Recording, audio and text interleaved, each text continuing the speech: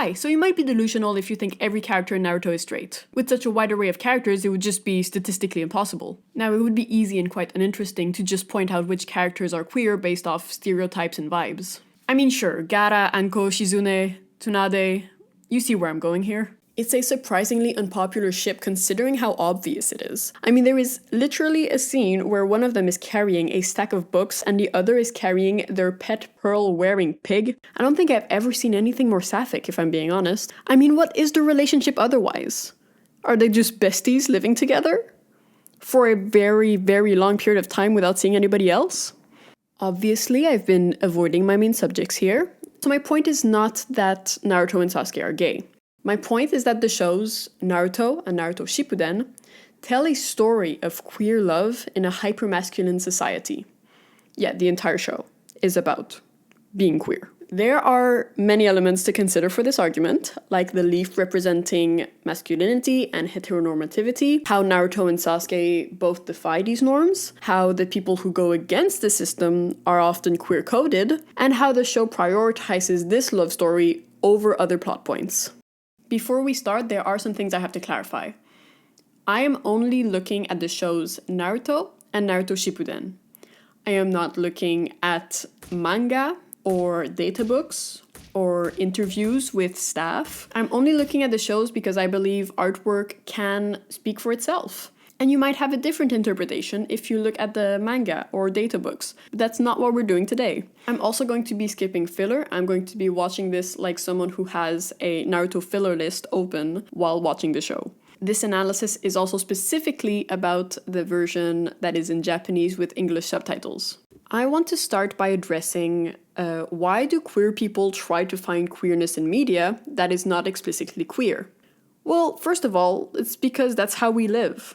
In our everyday life, we need to find out who are our allies, who is part of our community, who we can flirt with, who we can talk to without censoring ourselves, and who will treat us differently if we do mention that we're queer. It's important for us to stay safe. Another aspect is that queer media does not need to be explicitly queer, just like queer people don't need to be out of the closet. You can be closeted and still be queer.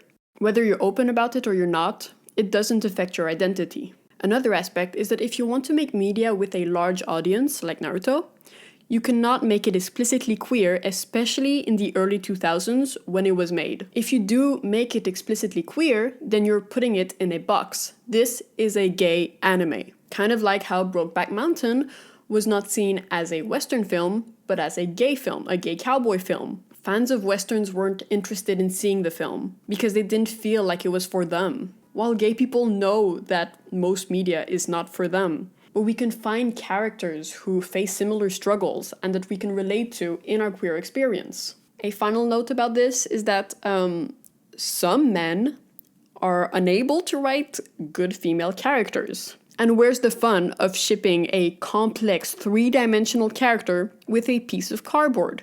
It's not fun. It's way more fun to look at a relationship organically grow with the story, where the characters have an interesting dynamic and they're equally developed. Basically, media that is explicitly gay can tell really cool stories, explore different queer themes, but no one can quite tell a closeted story like media that is closeted. So let's talk about the masculine standard in Naruto. So obviously the world of Naruto or the Hidden Leaf are based off of Japan. They're kind of an exaggerated Japan. If you look at the mythology, the clothes, the tourism, the food, the lifestyle, it represents Japan without being Japan, which is commonly used in media that want to critique the system. If you look at Hunger Games that has the 13 districts, 13 colonies, it represents the US without being the US. So for people who want to look into it, it's obviously a critique of capitalism, violence in media, and Hollywood. But for people who don't want to look into it, it's just a dystopian world, which makes it marketable to the masses. Now, I'm not the best person to talk about Japan in this way because I am not Japanese myself, so I'll use a Japanese film to help me. Monster was made in 2023 by the director Hirokazu Koreda.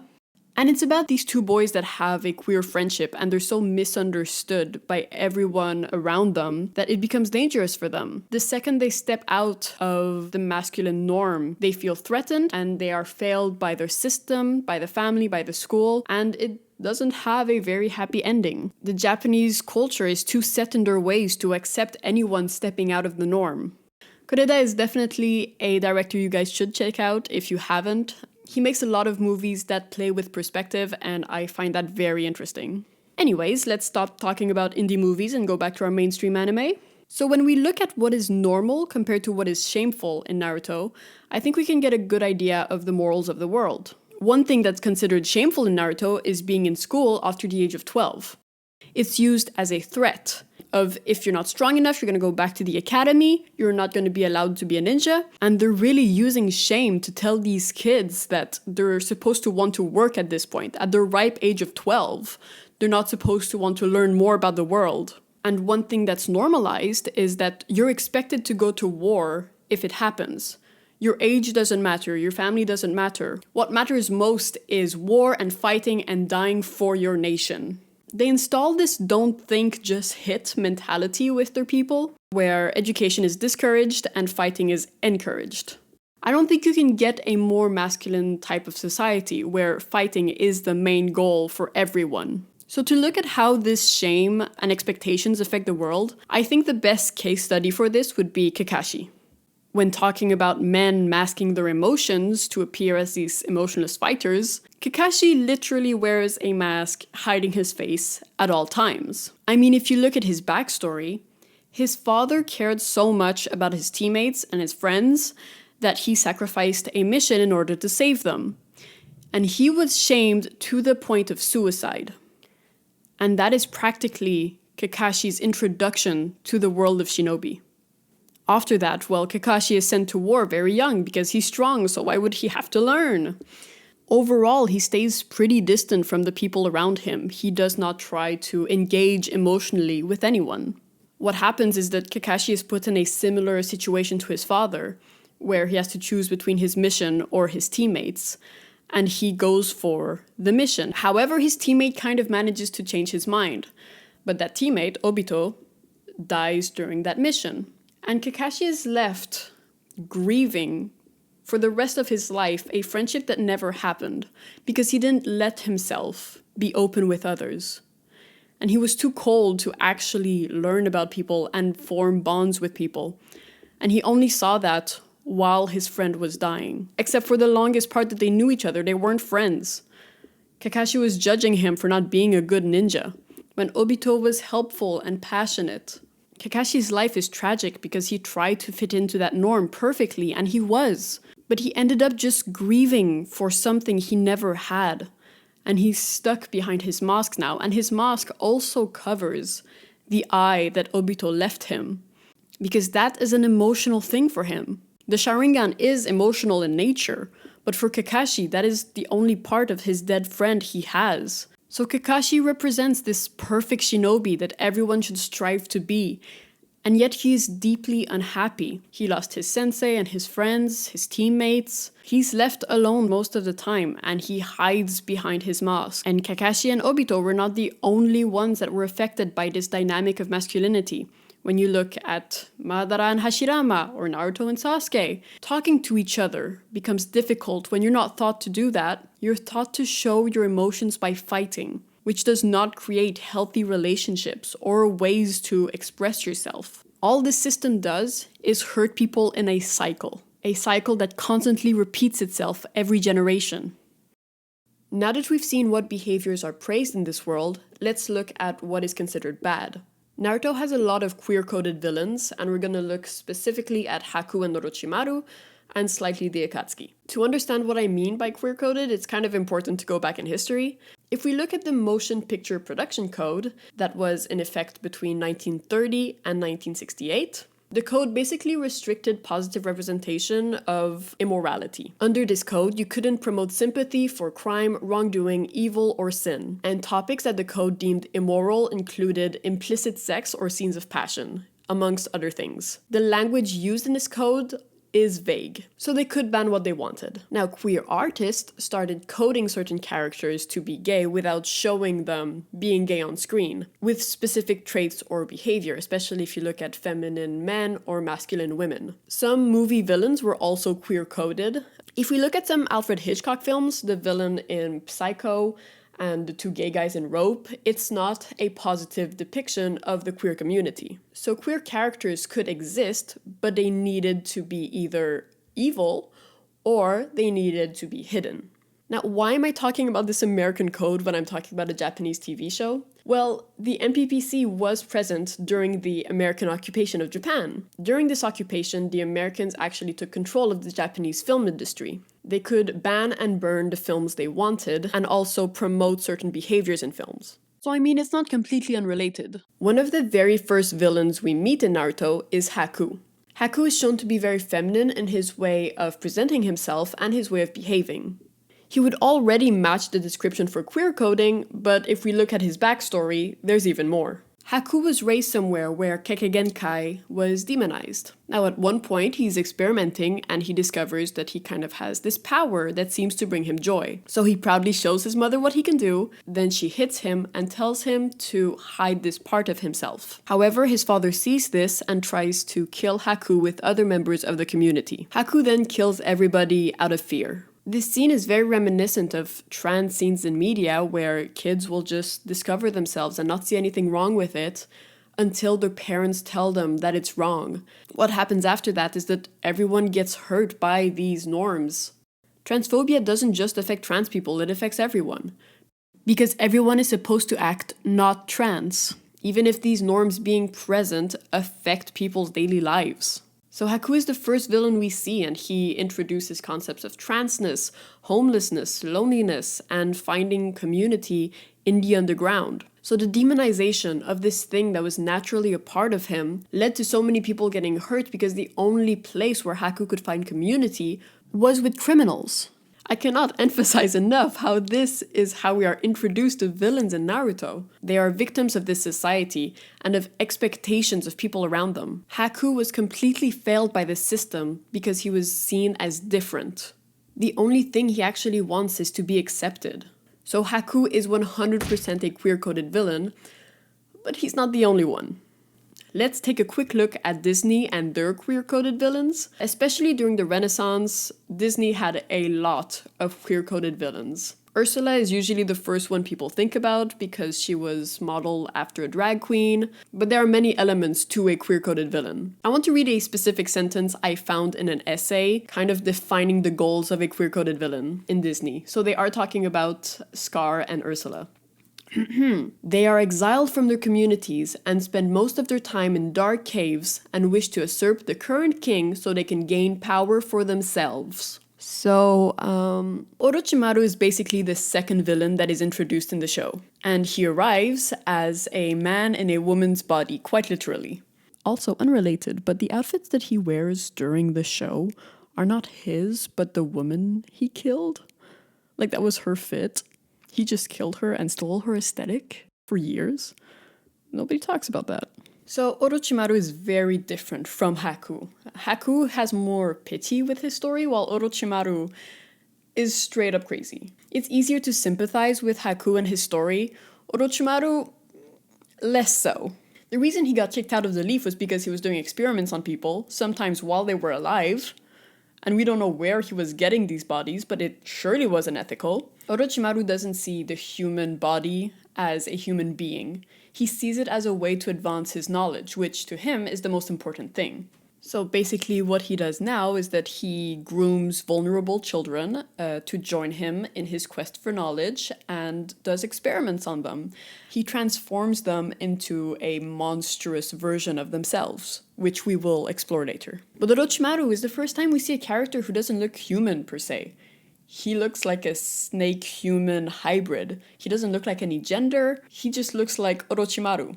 He's his own thing. Now, I won't deny that Orochimaru is bad, but we think he's bad because we're told that he's bad. When we look at the Hidden Leaf, they do a lot of similar things to Orochimaru. They are just more discreet about it, and as the audience, we're told that it's a good place, so we don't think about it too much. Because if you're like, Well, he's a creep to minors. Or, but he attacked the hidden leaf. Or, he does body modification and experiments. Or, he captures orphans and gives them terrible living conditions until they kill each other. Yes, his behavior is awful, but the leaf also engages in his behavior. What is truly admirable about Orochimaru is that he achieves all of this while always being honest. He didn't have to tell Sasuke that he was going to take his body as a vessel. He could have just told him, I want to train you to make you stronger, and then trap him. But he didn't. He has power because people choose him. The hidden leaf runs on shame, and Orochimaru has none, which makes him terrifying. He is completely unashamed of who he is, no matter what he's done. He knows why he's doing what he's doing, and he tells people, and if they don't agree, well, too bad. He probably could have just kidnapped Sasuke during the Chunin exams, but him manipulating Sasuke to voluntarily join him? That is so much worse. When he is first introduced, he refers to himself as a predator. Now, obviously, they use the whole prey-predator thing in this episode because it's still supposed to be appropriate for children, but I think we all know what he means by saying that he is a predator. He admits it. There are also many sexual undertones with Orochimaru, from his way of interacting with people to the way that he kind of deep-throats a scroll on his first appearance. Body, sexuality, gender, none of this means anything to Orochimaru. He is simply trying to advance his knowledge, and these things are arbitrary things that only exist as a construct. None of these things matter to him. Another minor thing I want to point out is that at one point we cut to a scene with Kimimaro, and Kabuto is just typing away on a computer. Truly shocking, because computers are not shown to be part of this world. We've seen kind of cameras, but technology has been shown to be very limited in Naruto's world. So it seems that if Orochimaru has a computer, then it's just the leaf having censorship to control the population, and I could see why Orochimaru would be completely against that. In a way, he does give freedom to people he takes in, because he does not hide this information from them. I mean, we could talk about forbidden jutsu, because what does that even mean? Why are they hiding these things? It seems that in the leaf, you only hear what the government wants you to hear. And with Orochimaru, you can find out for yourself, whether it puts you in danger or not. Now, what is truly fascinating with these characters and Naruto's relationship to them is how they treat them. So if we go back to Disney for a second, usually with the queer-coded villain, there's the satisfying death. The heroes will kill the villain, and then there will be a straight couple pairing. They will become the traditional family that you should aspire to be, because you should kill what is evil, what is queer, what doesn't fit in this world. That is what these films teach. In Naruto, it's the opposite. The villains are redeemed. At the end, we feel bad for Haku. Naruto defends Haku, and Zabuza turns on the right side, which finally the villains weren't Zabuza or Haku, it was the government. Crazy! And Orochimaru, even worse, Orochimaru doesn't die. In Boruto, his child is one of the main characters. It's not even that he doesn't die, it's that they don't force him to live in a heteronormative world. He can be himself. He's still doing experiments.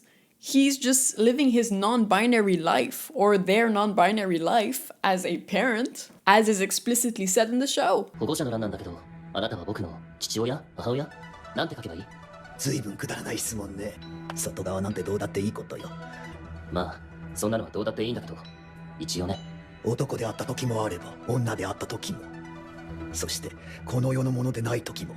I haven't really mentioned the Akatsuki, but I just want to mention that none of them live in a nuclear family situation. They all are single, doing their thing, and they all are anti-establishment. At the beginning of the Akatsuki, there was one straight pairing, which was Konan and Yahiko, and their queer single third wheel. Now, Yahiko dies, destroying that pairing, which causes Nagato to form the Akatsuki as we know them. So even if you live according to this system is still going to hurt you, and that will cause further damage and trauma. Even if you do like Yahiko and try to conform and achieve peace in a way that is not disruptive, it doesn't work. So you have to be violent if you want to achieve peace, but that violence will cause more violence, and it's an endless cycle. Now, we'll expand a bit on some of these characters as we continue this analysis, but overall, Naruto's world encourages a heteronormative society, and the villains are people who were rejected from this society and are usually queer people or allies. Except compared to other media, they don't need to be punished for this behavior. They are redeemed, they're still seen as people who can exist in the society without changing who they fundamentally are. Why? We are going directly into my next point, which is Naruto is telling this story, and Naruto doesn't believe that queer people should be excluded.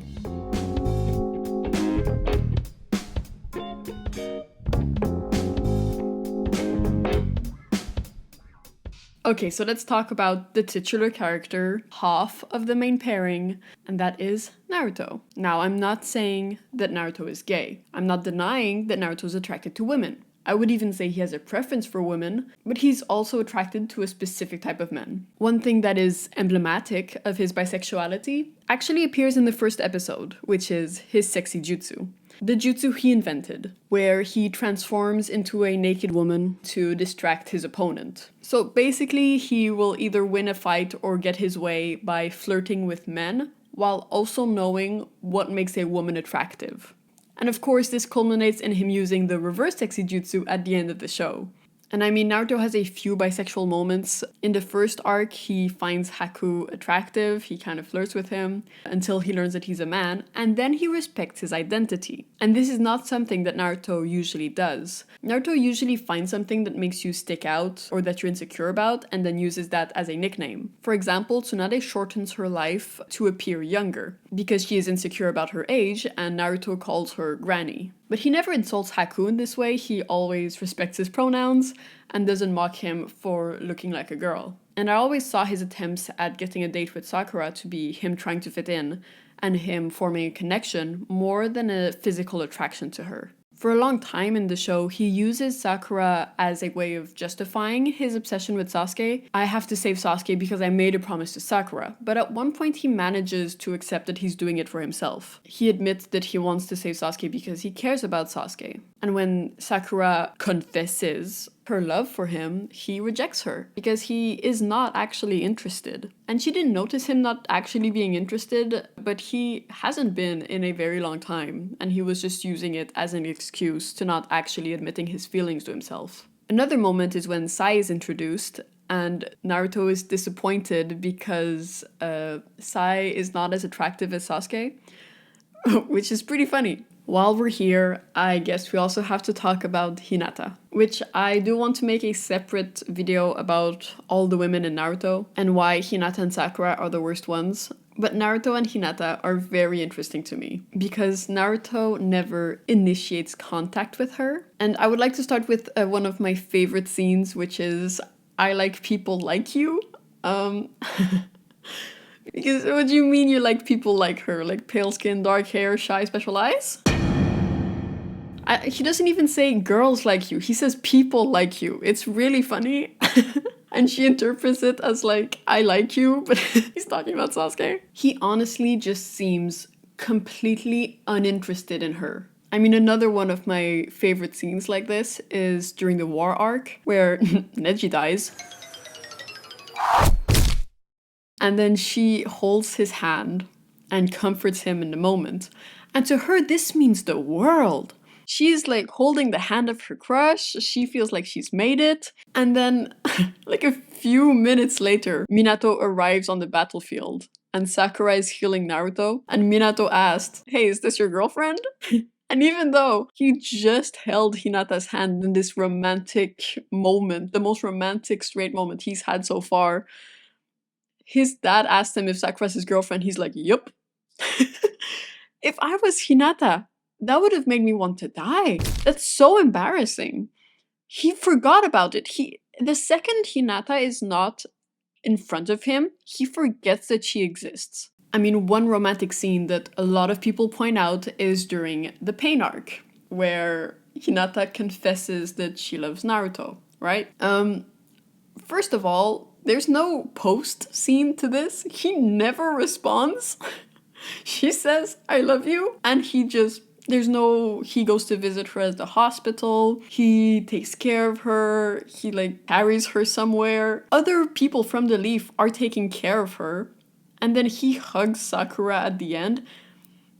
Very weird. And people say he transformed into the Ninetales because he loved her and seeing her die caused this reaction. I want to point out that before this, he's fighting Pain. Pain just killed Jiraiya, Kakashi, destroyed his village, destroyed his toad mentor, and now he sees Pain directly kill someone violently in front of him. And it brings back all the anger from the other thing Pain has done. He can't separate the person he's fighting right now to all of the people he's lost because he just saw it right in front of him. And why I'm pointing this out is that Orochimaru just had to say Sasuke's name for Naruto to become the Nine Tails. Pain had to kill so many people for Naruto to have the same reaction as when Orochimaru said Sasuke's name. But when it's Sasuke, it's not romantic. Of course it's not romantic. Orochimaru's like, my Sasuke. And Naruto's like, he doesn't belong to you. But it's not romantic. But it is when Hinata is like the 100th person that Pain kills, and that is a trigger for him. Sure. So yeah, I don't believe this relationship is interesting or the point of the story.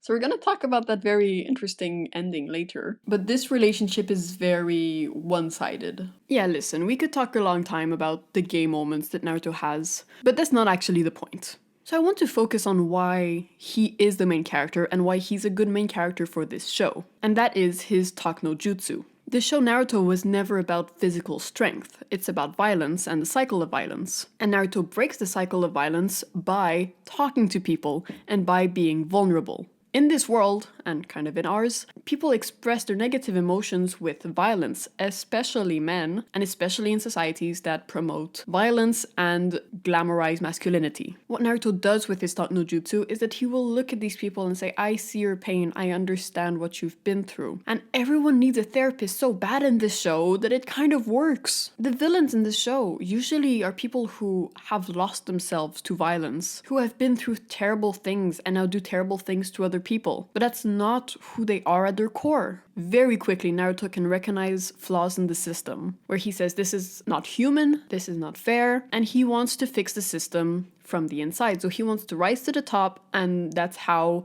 he's going to make the world a better place. He believes in the system and he wants to be part of the system, but he can admit that changes have to be made. Naruto generally has quite a positive attitude towards the Leaf. And we know it's objectively terrible, I mean they're child soldiers, but to Naruto it's his home and that's everything he knows. So he sees this world with rose-tinted glasses, but us as the audience are supposed to know better. It is when Naruto defies these masculine standards that he manages to bring peace, to bring joy to people. I mean, think of Gaara, who went from a homicidal maniac to, a chill guy. Naruto being a Jinchuriki is kind of his villain origin story, except he managed to not become a villain. That's what makes him special in this world. There are people that are stronger than Naruto in this show, and there are people who work harder than Naruto in this show. He is the protagonist because of his sensibility. I actually can't believe that people, fans of this show don't like the Talk no Jutsu. That's the point.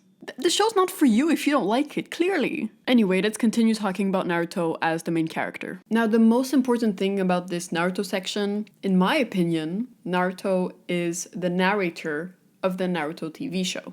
Now, being a narrator in a TV or a movie is very different from being a narrator in a book, because in a book, the narration basically describes everything, while in a TV show or movie, the viewer can still see what the narrator wouldn't necessarily describe. So it's not that we only see Naruto's point of view, it's more that Naruto chooses what we see and don't see. Kind of like how in Breaking Bad, Walter White is the narrator, but he's also the villain of the story. So you're supposed to know he's doing bad things, even though he is justifying them as the narrator. What's interesting about Naruto is that he's also an unreliable narrator. Why is he unreliable? Because he's kind of stupid. And he also has a huge victim mentality. And he's a bootlicker. I'm trying not to talk about Sasuke too much before I dedicate a whole part to Sasuke. But my favorite part of Naruto being an unreliable narrator has to do with Sasuke, so I'm sorry. But the way we see Sasuke as a viewer during the first show is because of Naruto's kind of narration. We don't see Sasuke's backstory until Naruto is ready to acknowledge that Sasuke has also had a difficult life.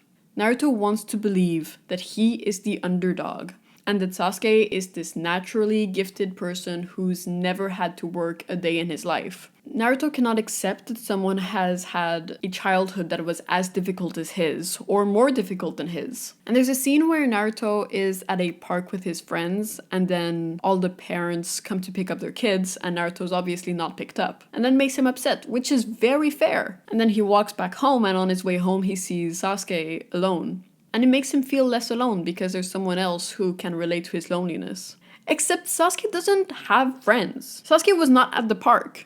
Sasuke was alone this whole time, has no one to talk to, had a family and then didn't, and Naruto sees them as equal, as, oh, we're both equally alone, yeah. Or like, oh, he gets attention at school because he's a better shinobi than I am, so I don't have to feel bad for him. But we are never shown Sasuke having friends. He says the closest bond he has was Naruto, which they weren't friends for that long, and Naruto kind of hated him for part of that. So Sasuke was truly alone, but Naruto cannot acknowledge that. I think the best example of this, though, is when Orochimaru is introduced in the Forest of Death. Because they start fighting Orochimaru thinking he's another genin doing the exams, but then he casts a genjutsu onto Sasuke and Sakura. Sasuke gets out of it, has a vile reaction to it, panics, is completely unbalanced, and gives up the scroll. Naruto sees this as Sasuke being weak. And this is often a part of the show that the viewers are like, oh, this is when Sasuke realized why the show was titled Naruto, or something like that. When Sasuke was right. What we don't get is Sasuke's perspective of this scene. We only see Naruto's perspective. Because from Sasuke's perspective, the one time Sasuke was put under a genjutsu like this was with Itachi, when he was tortured. So when he is put under a genjutsu by Orochimaru, he immediately knows that this is an Itachi level threat, that this is not a genin. So he panics, and he doesn't know what's going on. He offers the scroll because he thinks we are all going to die. He's trying to protect Sakura, and he's doing the right thing. Naruto acting out, calling him weak, punching him in the face. Naruto also says multiple times during this scene, this is not the Sasuke I know, like, I know you. Do you? Because you are not acknowledging any of his past. You are ignoring everything about him. And what does this big moment of Naruto stopping the snake accomplish? Nothing. Orochimaru messes with the nine-tailed seal, which no one is panicked enough about, but he messes with the nine-tailed seal, and then he puts the curse mark on Sasuke, which, as we all know, leads to many problems. So what did Naruto accomplish by saving the day like he sees it? Naruto failed because he didn't trust Sasuke, because he couldn't be bothered to know what Sasuke knows to trust him. Sasuke did everything he could to save himself and his teammates, and Naruto basically brushed it off for a moment of victory. And he shows it as a victory because that's how he sees it, but it's not how it is. If this scene was shown from Sasuke's perspective, Naruto would be seen as a fool. So, Naruto is the narrator of the show. He's bisexual, he doesn't know it. He's not interested in Sakura, he's not interested in Hinata. So what's left is, well, Sasuke.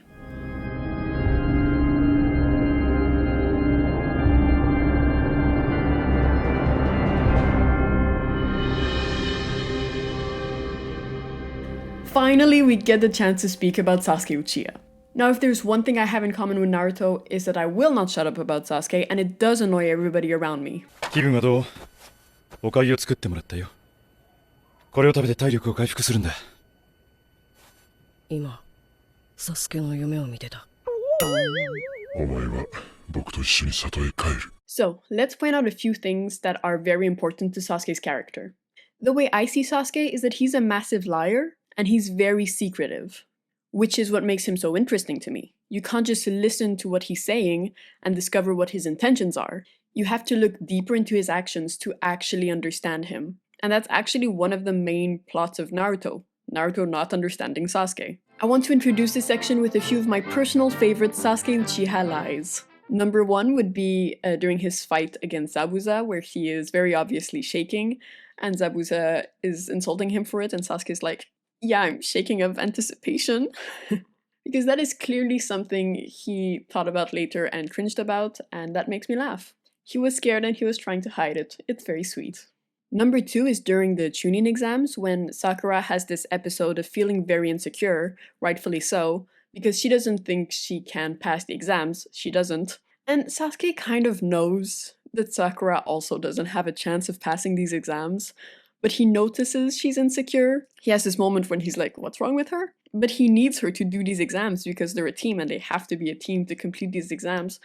So he lies to her. Basically, there's this mini test where the 2 gate guys cast a genjutsu on them. Sasuke notices, so he's like, well, Sakura, I'm sure you noticed too, you know, you have like the best eyes in the team. Which is very funny because half of that team has at least a Sharingan. And then he says that Sakura has the best eyes, which is Sasuke not being used to complimenting people, trying his best to add this false sense of security in Sakura to make her feel more confident during these exams. Once again, he's trying. It's very sweet. The third lie, and by far the most iconic, is during the cliff scene, where Kurama says, "You are the spitting image of Madara Uchiha," and Sasuke says, "Never heard of him, am I supposed to care?" Flashback to Valley of the End, where he asked Naruto, hey, do you know what this place is? Standing on top of Madara Uchiha. You're telling me that Sasuke Uchiha did not know who Madara Uchiha was? I call bullshit. Also, we're gonna talk about this scene later, but this entire scene is a lie. So this is just the obvious lie to make a point that the rest is also a lie. Because think about this scene from his point of view for a second. What do you say to that? You're the spitting image of Madara Uchiha. Thanks! Aw, thank you. Little giggle, little blush. What was he supposed to say? So he just pretended not to know who that was. And Naruto is so absolutely obsessed with him that he did not notice that of course Sasuke would know who Madara is and doesn't catch up on the lie. But that was just a stressed reaction from Sasuke, not knowing what to reply to that comment and keeping his cool guy act up. This example is less cute, but more iconic. To truly understand Sasuke Uchiha, you have to look at his upbringing and his childhood. All of the flashbacks from Sasuke's perspective show that he was actually very feminine in his childhood. Let me explain. First of all, there are 2 separate scenes of someone carrying Sasuke as a baby and then someone else coming up and saying, oh, is that a girl? And they have to be like, no, it's Sasuke. Which doesn't happen with any other character.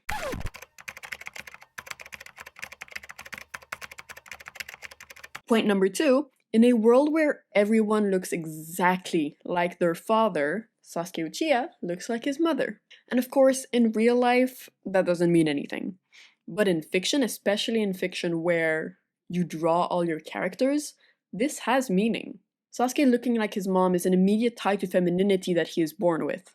Talking about his family, I think it's also important to mention how Sasuke and Itachi are contrasted. Itachi went to war, has a deep voice, is good at everything. He is the embodiment of masculine identity. Kind of like Kakashi, he's this perfect shinobi. And Sasuke is contrasted to this by acting more feminine. He has a very squeaky voice. He is bad at fighting. I mean, there's that one flashback that plays 1,000 times in the show where he jumps and twists his ankle, and then his brother has to carry him home. There's another one where he tries to shoot something with a bow and arrow and misses his target. He's not this naturally good ninja that Naruto thinks he is. He's always had to work hard. Now, I don't think I have to mention the classic Sasuke pose. I think that's the first thing you thought of when clicking on this video. But yeah, there's that. There is one member of the family we haven't talked about, which is Fugaku, Sasuke's father. And let's be honest here, homophobic. He doesn't value his son's emotions at all. He only values what they bring to the clan, which is something that messes up both of them.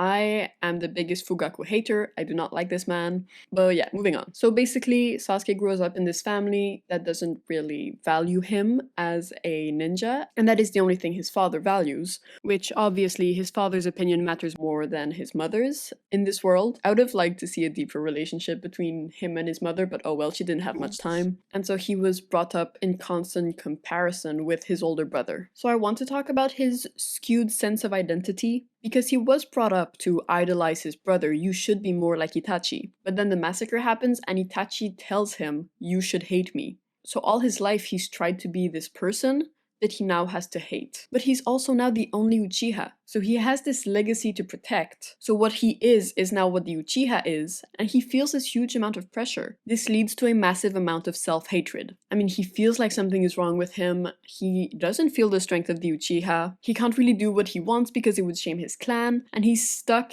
in this misery. The other thing that's important to mention is the Sharingan, which is what represents the Uchiha. Now, the curse of the Sharingan is because you can't really train the Sharingan to be better, you have to go through trauma. And to live trauma, you have to love. So you are more likely to hurt the people around you to get stronger, depending on how much you want that power. A Uchiha being corrupted will end up with them killing the people around them. So isolating yourself and staying far away from others is a way of protecting yourself as an Uchiha, because the people you befriend might end up as casualties for you to get power. There is this guilt of making friends as an Uchiha. So now if we talk about Sasuke in the show, when he starts in Team 7, there are many interesting aspects to his character that can be observed that Naruto doesn't necessarily see. The first one is that Sasuke's skill set is very much learned, contrary to Naruto's belief, and contrary to Naruto's powers. I mean, Sasuke practices relentlessly, and you can see this with his fighting style. Everything he does seems practiced, seems like he's thought about it.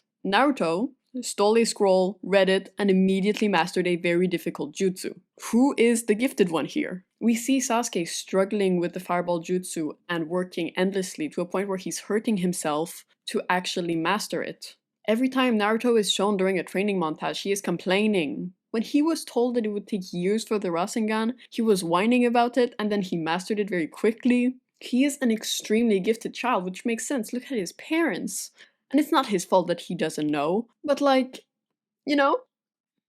There are a few details about Sasuke being a hard worker that you can notice. For example, Naruto has terrible eating habits. Even when Kakashi offers him fruit and vegetables, he declines them. There's another scene where Kakashi offers Sasuke sweets and Sasuke says, "I don't really eat sweet stuff." Good eating habits are a part of training. It's part of the effort you put into getting stronger. My favorite scene where they show Sasuke being a hard worker without saying anything is when, at the very beginning of the show, Kakashi asks Team 7 to join him at 5 a.m. Naruto and Sakura arrive there extremely tired because obviously they're not used to being awake at this hour. Sasuke arrives completely normal. What this tells me is that it's not unusual for Sasuke to wake up early to train before school. If he was this natural genius, why would he have to wake up early and train more before school? It's because he's not. I also noticed that throughout the first series, you can see that every time Sasuke fights, he has a different variation of the fireball jutsu. So he doesn't just learn a jutsu, he tries different things with it. He makes it better on his own time. After he learns to climb up a tree, putting chakra on his feet, for example, there's a scene where he uses this technique to hold a kunai under his foot and throw it that way. That is not something we see Naruto or Sakura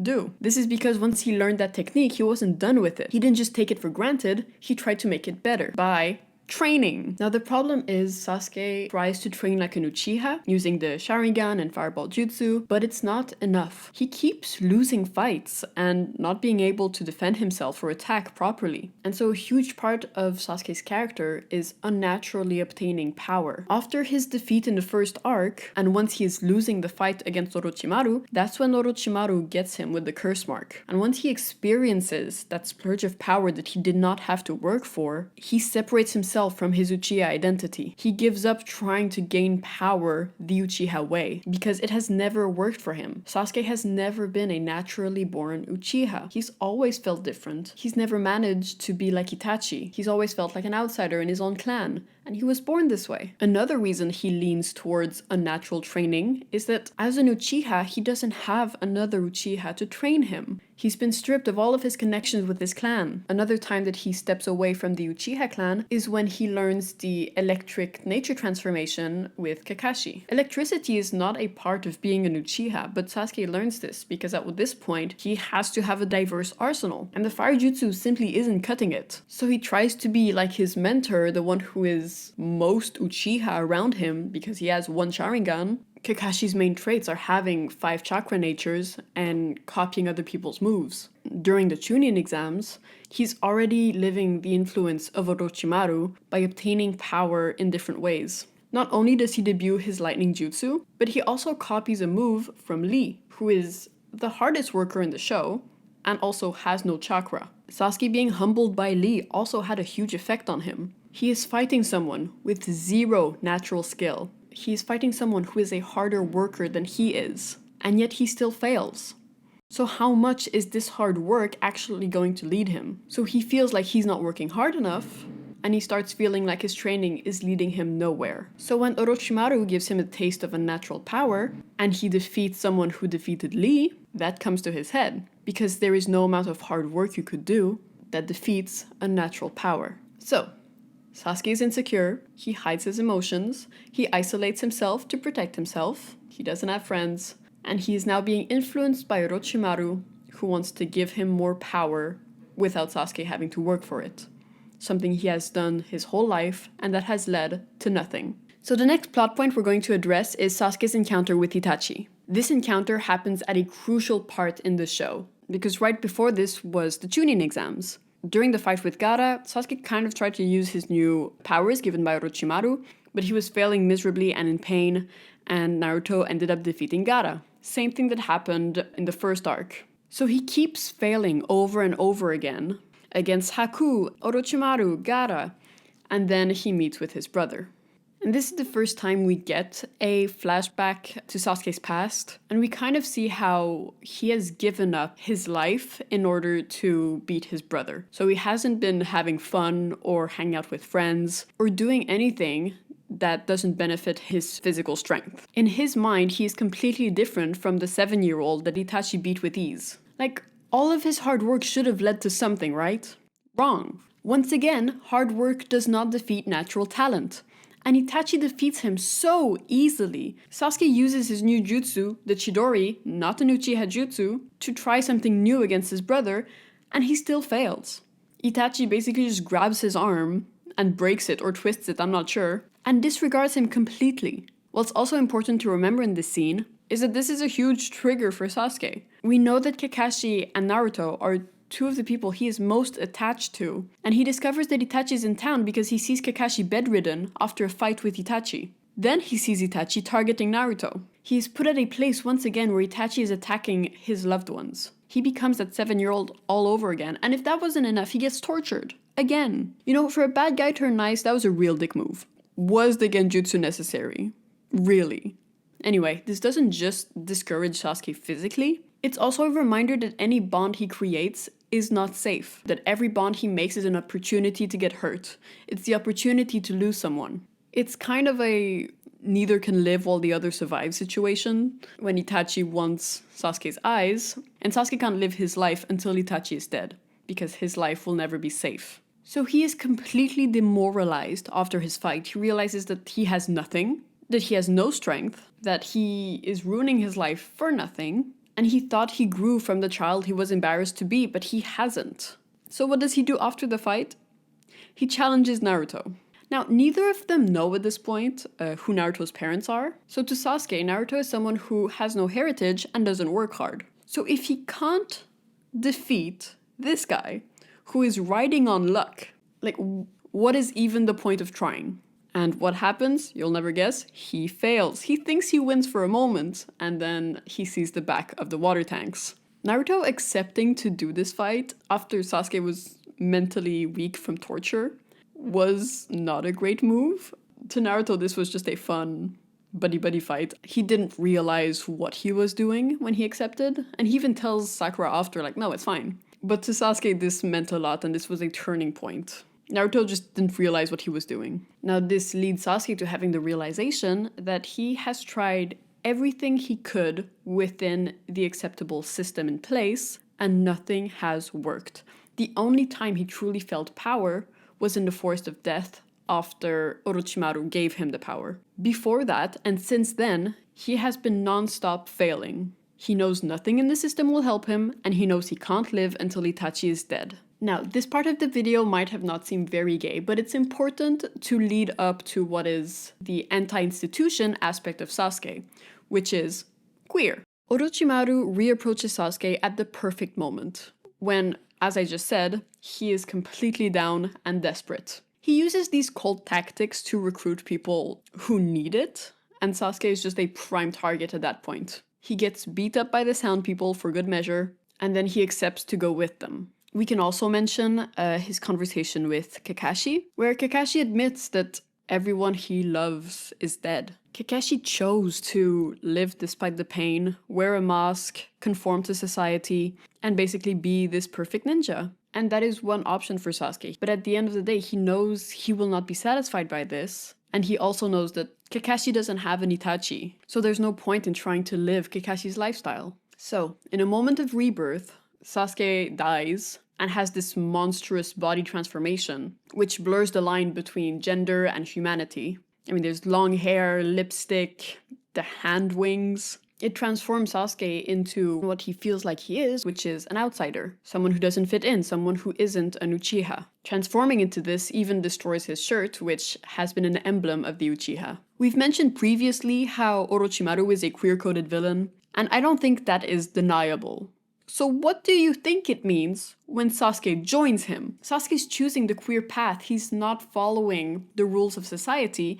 He decides to go his own way. There's this piece of symbolism where, as he fights Naruto at the end, he is on the statue of his ancestor, kind of proving he can't escape and he will always represent his clan because he is one of the last living members. But he's trying hard to distance himself from his past. So Sasuke accepts that he cannot get anywhere by just trying to be an Uchiha, so he joins Orochimaru. This is mostly during a time skip, so it's hard to know exactly what happened between Orochimaru and Sasuke, although we do get a few scenes. One of the things that we can observe is that Sasuke seems to be more comfortable with his body transformations, and how he is unnaturally an Uchiha. I mean, if you compare just the outfits of the first series compared to Shippuden, he goes from always wearing this high neck shirt, that seems to be the average thing for an Uchiha to wear, to a very low cleavage with Orochimaru. We also see him using his body transformations quite freely, letting just one wing out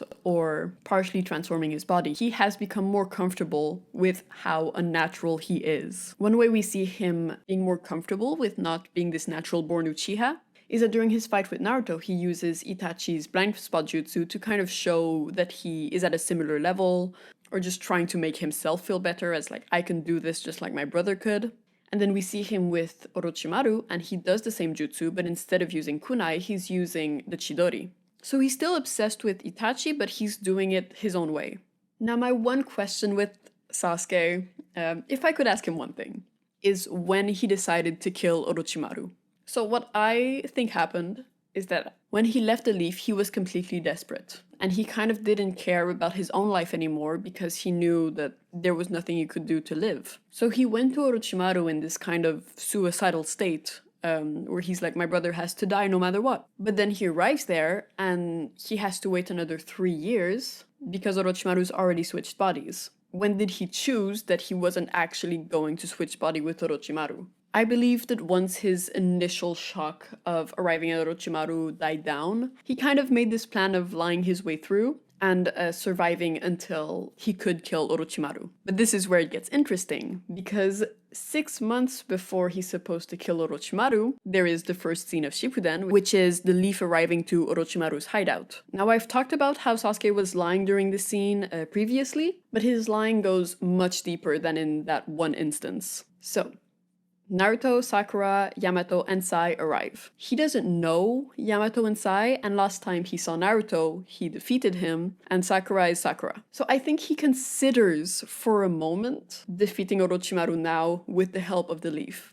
And why I think that is that he asks where Kakashi is. Because Sasuke at this point and Kakashi may have a chance against Orochimaru. That is the one person whose strength he trusts. However, the Leaf tells him that Kakashi is not there. So he doesn't have that reliable strength that would surely lead to victory with Orochimaru. So instead of risking fighting Orochimaru and losing, he decides to put on a show to show his devotion. Now, here is where I start assuming things. Yamato is the way that he is because he was one of Orochimaru's experiments. Now, I don't think it's crazy to assume that Sasuke would know this, or at least know partly about Orochimaru's obsession with wood style. He is seen next to Orochimaru all the time. He must know about his experiments, what he's done, what came of those experiments. I don't think it's that crazy to assume. And that is why the only lethal blow he delivers in this scene is to Yamato. He knows that Yamato will survive this. When it comes to the rest, he's practically teasing them. I mean, the line delivery of Sakura, knowing that she was obsessed with him, knowing how he's dressed right now, he's just teasing. And then as soon as Naruto arrives, his attention shifts completely. Like, let's be honest, he didn't have to do all of that. Another point that suggests that he is not telling the truth, that he's putting on a performance, is Kirin. So Sasuke threatens to use Kirin,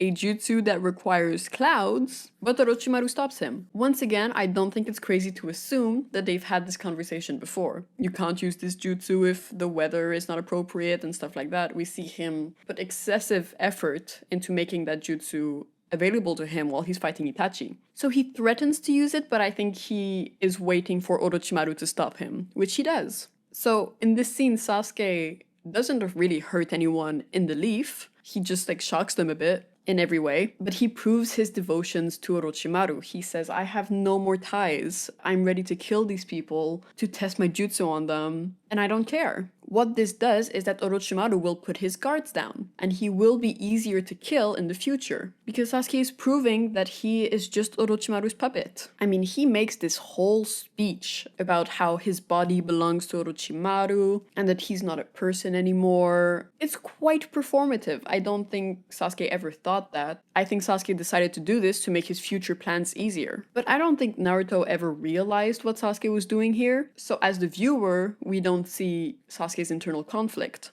because Naruto is the narrator. And Sasuke also doesn't care what other people think of him. He is only going towards his goal. So that includes us as the viewer. He doesn't care what we think of him as a character. He knows that what he does makes sense, but he's not going to spell it out for us, which is what makes him interesting as a character. And yeah, I think they added that obvious lie of him not knowing who Madara Uchiha was as a hint of like he's lying in the scene, but hey, what do I know?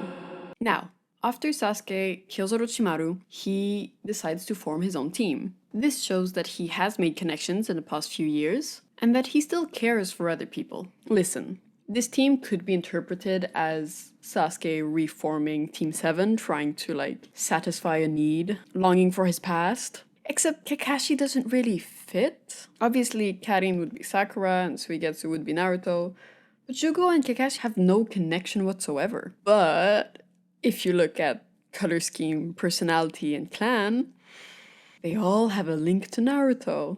So that's my interpretation of it. It's the fact that his strongest connection is Naruto, and he's trying to keep a link with it. He's trying to stay connected in a way, because that is something that brings him comfort. So if you remember the scene where we see Sasuke and Suigetsu interacting for the first time, it is probably one of the gayest scenes in the show. I mean, Suigetsu's naked, of course he is, because Sasuke is just put in these situations. He goes behind him, he points a gun to his head, and he's like, we have to define our relationship. It's funny how gay it is, and it's directly after Sasuke kills Orochimaru. So since Sasuke has lied for so long with Orochimaru, pretending to be someone he's not, which is his puppet, he's now at a point where he has to rediscover himself. And although he is more comfortable, he still doesn't really know who he is. And Suigetsu definitely seems to be part of that, at least. And I will mention that in the manga, directly after this scene, is a scene that is so gay, it's not included in the show because you just cannot animate that. But I'm gonna talk about it here because I feel like I have to. So in the show, Naruto does his reverse sexy jutsu at the end to defeat Kaguya. However, in the manga, Naruto is not the one to invent that jutsu, Konohamaru is. Basically, Sakura is saying that it's a ridiculous jutsu and it would never work on women. So he's like, oh yeah, and he does the reverse sexy jutsu. Now, when you think of the sexy jutsu, you think of a naked lady posing, right? Except instead of just doing like a naked man posing or something like that, it's Sasuke and Sai going at it, like doing the deed. It is hardly censored. Well, no, it is censored in the books. They blacked it out but you can find an image online if you type this. I think it's just unbelievable to me that A, these scenes are back to back, and B, that it exists. It's a very, like, it looks like fan art. The only reason that this exists is because someone wanted to draw this. It's just, I believe it's the only sex scene in the manga, which would mean that the only kiss scene in the manga would be with two men, and the only sex scene in the manga would be with two men. And they all involve Sasuke Uchiha, which is just fantastic and doesn't mean anything at all. Now, if we go back to our Hebi/Taka team, so one of my favorite episodes of Naruto is actually the one where Suigetsu and Sasuke try to find the Executioner's Blade. It's an episode focused on one issue, which is quite rare in Naruto, and it stands very well on its own. There are scenes in this where there are multiple women around Sasuke, and he just shows that he's uninterested. They go out of their way to show how uninterested Sasuke is in women, while he's spending all this time with this one man. And the poses he does in this episode, everything is just, he's figuring himself out. I think that's quite nice to see. It's a very fun episode, and it's quite gay. Following Suigetsu, there is Karin. His first scene with Karin is also full of sexual tension, but it's very one-sided. He does not know what is going on in this scene. With Suigetsu, he kind of tells him to put his clothes back on and things like that. With Karin, he's just unaware that he's being flirted with, and that is very funny. So now that we have Suigetsu and Karin, what I find interesting about them is that when you look at Team 7, and you have Sakura and Naruto, they have this romantic interest in Sasuke. They want to have him more as a partner in life, whereas Suigetsu and Karin just want to sleep with him. Karin says multiple times that he is awful and that she just wishes he wasn't that hot. It would be easier to resist him because she doesn't like him. She just wants to sleep with him. So even though he tries to recreate a community, he's kind of reduced to sexual desire in his new team rather than being a person that people like. So the reason that Sasuke's team see him more as a body than as a person is kind of because of Orochimaru's treatment of him in the last few years, where he's seen Sasuke as his replacement body, as a pair of eyes, as a strong vessel, but not as a person. And this has affected Sasuke's perception of himself and how he presents himself to others. He is not sure of who he is outside of a body, and that is reflected with his current team. It kind of continues his struggle with identity because he is seen as an object and a name. He is becoming more known because he killed Orochimaru. People talk about Sasuke Uchiha, they spread lies. And his teammates barely see him as a person. They didn't grow up with him. They just know him as someone who can fight and is hot. There are a few throwaway lines I find very interesting in Naruto, and one of them is when a prisoner says that, talking about Sasuke, he killed Zabuza when he was young, and now he's killed Orochimaru. And the way people talk about Sasuke is basically just full of lies and misconceptions, because I've mentioned his failures before, but you look at him at this point and it's like, well, he killed Orochimaru when Orochimaru was sick in his bed. He passed out when fighting Gaara and Haku. If you look a bit further, I mean, Sasuke didn't deliver the final blow, Deidara did it himself. And if you look at Itachi, well, Itachi was already planning to die. I think the only person Sasuke truly kills is Danzo, because Danzo was really not planning to die then. But yeah, people spread these lies about him and he doesn't really care. I've said it before, but he doesn't care what people think of him. And if this image of being strong helps him in the long run, that's what he'll do. He doesn't care if people are lying about him or not. He only cares about his goals. And once again, this applies to the viewers that don't really understand him, because he doesn't care to be understood. I can understand a lot of Sasuke's behavior. I find that it makes a lot of sense if you think of what he's going through and what his personality is. He is a very level-headed person, except in one moment, and that is his fight with Danzo. I think the worst thing he does in the series is stab Karin, and I will not defend him. I think that action was horrible. I also think he completely lost it while fighting Danzo. And you can tell with the animation they use, Sasuke's voice actor is going crazy. There's a lot of elements that show that Sasuke is not the same person he was even the day before. But even when he lost it completely, it's still somewhat understandable. He spent his life idolizing someone who he then had to hate. He lost everyone around him. He had no friends. He then had to leave the bonds he had behind to try and kill this person and actually live a life. He then kills that person, and then he learns that he was actually innocent this whole time. So every time he learns that every sacrifices he makes is useless and that he's wrong over and over again. He loses over and over again. He feels like he never manages to do something right. But learning that Itachi was quote-unquote innocent is really what breaks him. Because that is the one person he loved more than anything else. And he realizes that they could still have been brothers. And that breaks him completely. So after he realizes that, his bonds with Taka are just gone. Because he loses everything once again.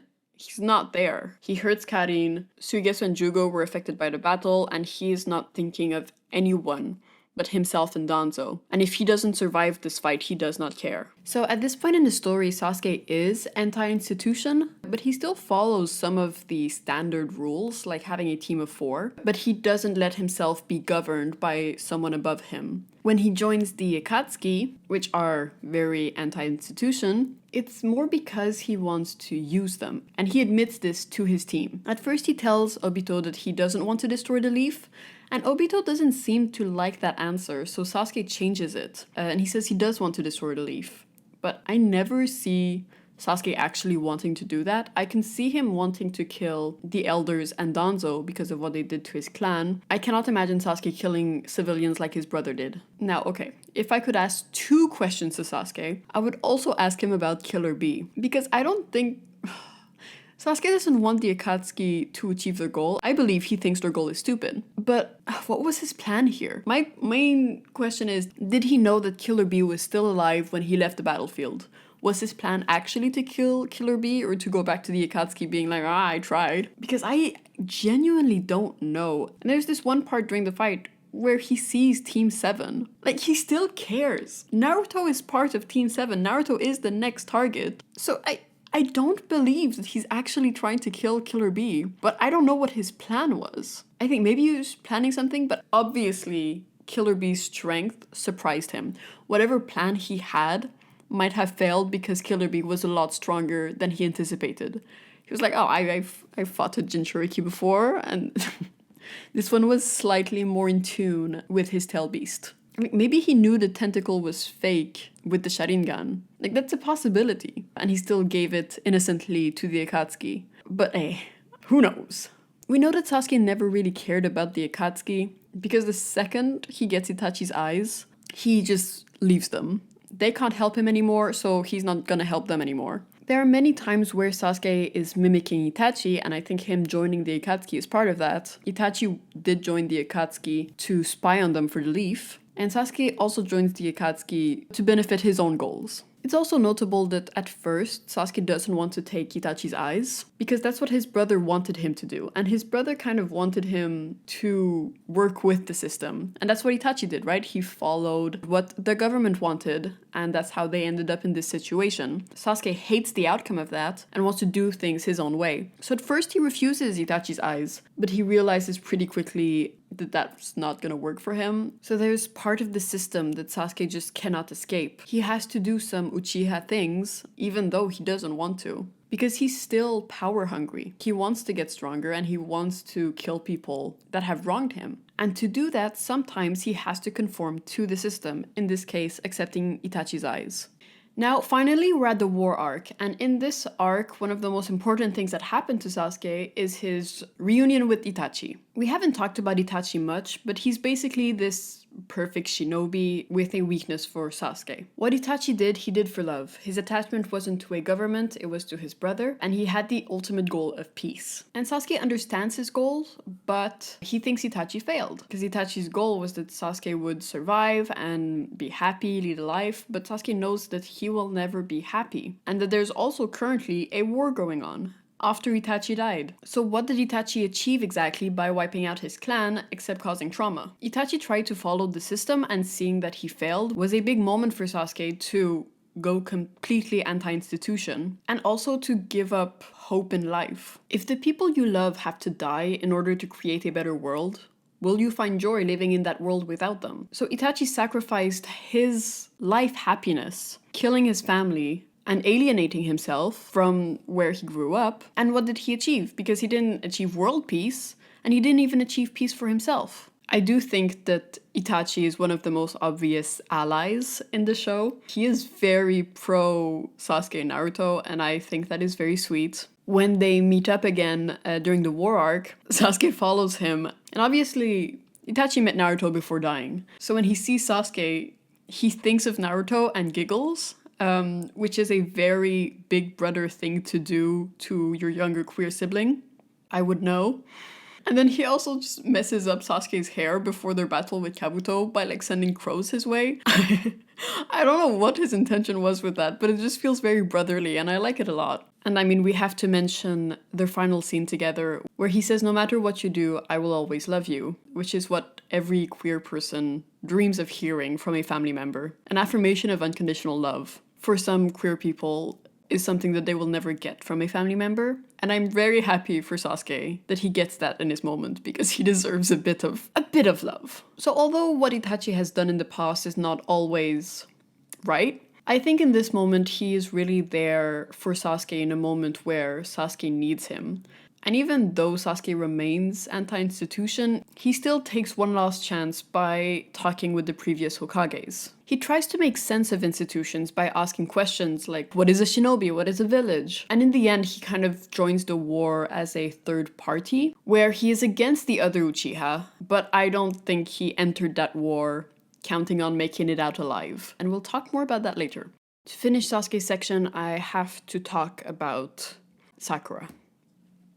Sasuke has not a day in his life been interested romantically in Sakura. At best, he treats her like a team member. At worst, he tries to kill her. He calls her annoying. He doesn't like her. He doesn't seem to like anything about her, except that she's part of Team 7 and he feels slightly comfortable in that team, I guess. But as a romantic relationship, it is bad.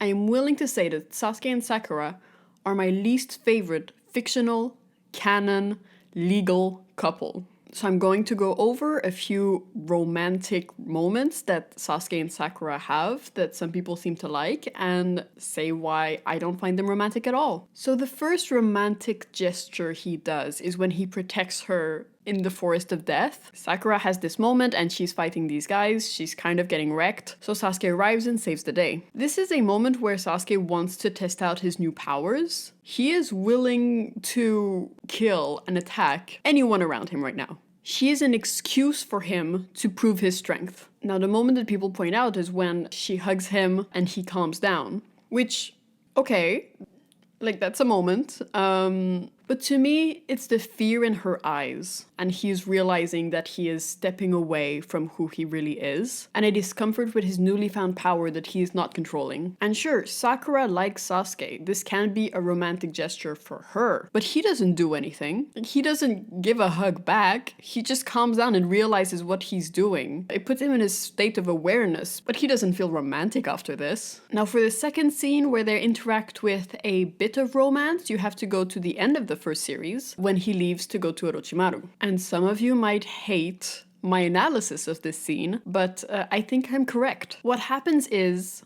he thanks her. And in Sasuke and Sakura terms, this is the most romantic gesture you could do. You're saying thank you? Dear me. Now the part that I believe is that he is hesitating to leave and he thinks of Team 7 and he's struggling. And then Sakura comes and she says the most outrageous, out of touch things she could possibly say. And I believe she made his decision to leave easier. And he thanks her for it. She compares how she felt when he was in a coma to how Sasuke felt when his family was massacred. This is a sensitive topic for him. When Naruto says, "I know what you've been through," Sasuke gets angry at him and says, "No, you don't know what it's like to lose someone." And you think he would be touched by what Sakura said? I think he would be offended. What he realizes in this scene is that Sakura doesn't know the first thing about him. Something she later admits in the series. The bonds that he has are not that deep. His team members barely understand him. don't know where he's coming from. And he also calls her annoying in this scene. He doesn't like her. Anyway, this is a rough scene for me to get through, and not only that, he knocks her unconscious. And as a woman, I wouldn't feel safe in the Hidden Leaf, unconscious on a park bench during the night. He knocked her unconscious, left her on a bench for someone to find, and then he left. That wasn't very nice. Anyway, if we go to the cliff scene, he gives her attention because she like runs to the cliff first, and then as soon as Naruto arrives, she is barely in the frame. Like, she's not there. He ignores her completely. And then that's the romantic scene in Shippuden for a grand majority of the entire show. The next time they see each other, he tries to kill her, which, yeah. Then when he arrives on the battlefield, he completely ignores her, he only goes to Naruto, and he doesn't care. The one scene that Sasuke and Sakura fans seem to always ignore, I've never seen one talk about it, there's going to be a tailed beast bomb that's gonna kill the entire army until the fourth Hokage arrives and teleports it somewhere else. At that moment, he tells Jugo that he wants to get Naruto and teleport out of there. Everyone else will die. Sakura's there. This is not that far before they get married. They don't even get married. I don't believe that. I've never seen that. But with Sasuke, you have to look at actions, not words. And that's an action. He was fully prepared to let her die without feeling any remorse. He wanted Naruto only. And that is in the show. Now, I guess there's one scene, like after he looks like Timothée Chalamet in Dune, she helps him escape with Obito, and then she's about to fall, but he catches her. Big romance. He looks very stiff in this scene, and she's just weak, frail, looking at him, and he's just like holding her up. Once again, very romantic to Sasuke and Sakura fans, I guess. Now, before he leaves for the Valley of the End for the final time, he just throws a last little insult at her. He tells her she's annoying again, which, like, he really just doesn't like her. He's never shown that he likes her or cares about her. I guess maybe as a teammate, but that's all. But now I have to address the worst scene of all. If there was one scene I could remove in the entirety of Naruto, it would probably be this one. I find it insulting to Sasuke's character, to Itachi's character, and yeah, it's the forehead tap. The only person that it would be even slightly appropriate for Sasuke to give a forehead tap would be Sarada. That I would be okay with, but it would have to be an extreme situation. Sasuke dying type of situation. I have to say, it's not a gay thing. I don't want him to do this to Naruto either. And if he did this to Naruto, it would be seen as, oh, well, you know, it's because Naruto's like his brother and Itachi did this to him, so he's seeing Naruto as a brother. But when he does it to Sakura, it's not because she's like a sister to him. I mean, maybe that's what it means. That's what he means by it. Because at that point, he has no one, and she could be the closest things he has to a sister. But like, what does the tap mean? It has two meanings. First one is what his brother used to distance himself from Sasuke. So he would always tap the forehead, say, next time, later, not now. It was also a way for Itachi to hide things from Sasuke. What could Sasuke be hiding? But yeah, so the first meaning of the tap is distancing yourself from someone, hiding yourself from someone, and the other meaning is his brother. This is not a romantic thing. It's a brotherly moment of love, but it's not even that, because look at the end of Sasuke and Itachi's relationship. When Itachi dies, he does the finger tap on the forehead. It's a sign of, I'm still hiding things. He died without Sasuke knowing the truth. But when Itachi comes back from the dead, he goes to do the finger tap, but then goes past, and they go head to head for Itachi to tell him that he loves him, because the finger tap symbol was never a symbol of love. When there were no more secrets between them, there was no need for Itachi to do that act. Now, I don't remember where, but I do believe I saw a scene of Sasuke doing it to himself, which I do like that. Not only is it him remembering his brother, but it's also him struggling with his identity. I find that great. But doing it to just the symbol of his brother dying, of his, like, that's the last thing Itachi, when alive, did to Sasuke. That is the symbol of his brother dying. To imagine him throwing that symbol around is ridiculous. Even if he was in love with Sakura, he would not do it. But anyway, that was my rant on that 2-second moment. Overall, I find this relationship incredibly boring. It seems that it only exists so that they would have an offspring for a sequel and not something that is part of Sasuke's character. And I could get into how it's bad for Sakura's character because it is, but that's another video. So you have made it through my Sasuke analysis. He is insecure, he is failing all the time, he gets power through natural ways, he is anti-institution, he is a very queer character at his core. He doesn't follow the main regime, and a big part of his life revolves around Naruto. So I think it's finally time to talk about Naruto and Sasuke.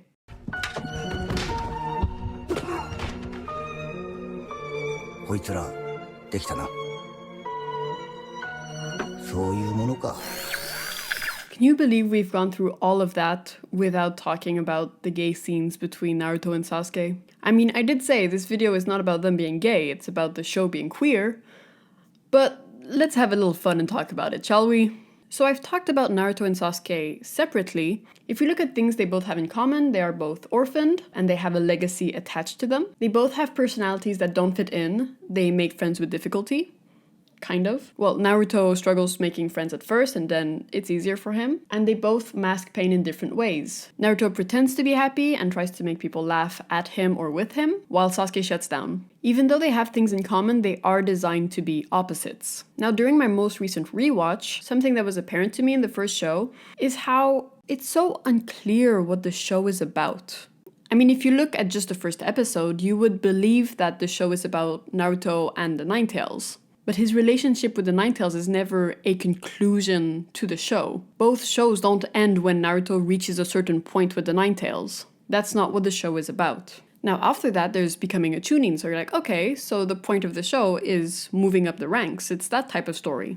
And that's what my roommate thought when we were watching it together. She thought the final fight of the show would be Naruto and Neji, which was entertaining for me. It's not until the first show finishes that you know what Naruto is actually about, and that is the relationship between Naruto and Sasuke. So my plan here is to look through the relationship throughout the show and do, I think, 8-scene analysis to see what the show tells us, yes, with the dialogue, but also with cinematic language. Spoiler alert, it's gay. So every arc in the first series is a turning point in the relationship between Naruto and Sasuke. The show starts, yes, with the pilot where Naruto learns he has the Ninetales and his relationship with Iruka, but the real story starts when he's put into Team 7 with Sasuke. They are both unhappy about this, and Sakura is literally between them. Sakura is often used as an excuse, like we've mentioned before. She is the reason why they have to be protective, because there's a weak girl with them. But it is an excuse more than the truth. We will get to that. The reason why Kakashi lets them become Team 7 is because Sasuke fed Naruto. Already, Sasuke is established as someone who will break the rules, and this act of kindness is remembered by Naruto for a long time. It is included in many, many flashbacks. A sentence I have to keep repeating is you cannot judge Sasuke with his words, you have to judge him with his actions.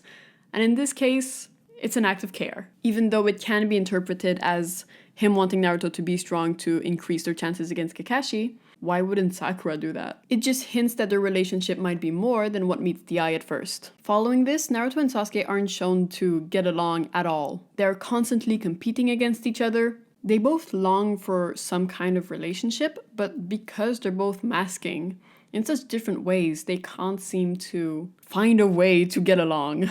The first opportunity they really get to chat is in the Land of the Waves, and Sasuke shows some vulnerability by asking for help, which Naruto refuses to help, and they compete, but at the end they bond. They kind of develop a weird love language around that, where they're subtle about it, kind of, but they have mutual respect for each other, and they always want to be better than the other one. This leads us to the first scene I really want to talk about that I find very interesting, and that is during their fight with Haku. Specifically, the moment where Sasuke throws himself in front of Naruto to protect him.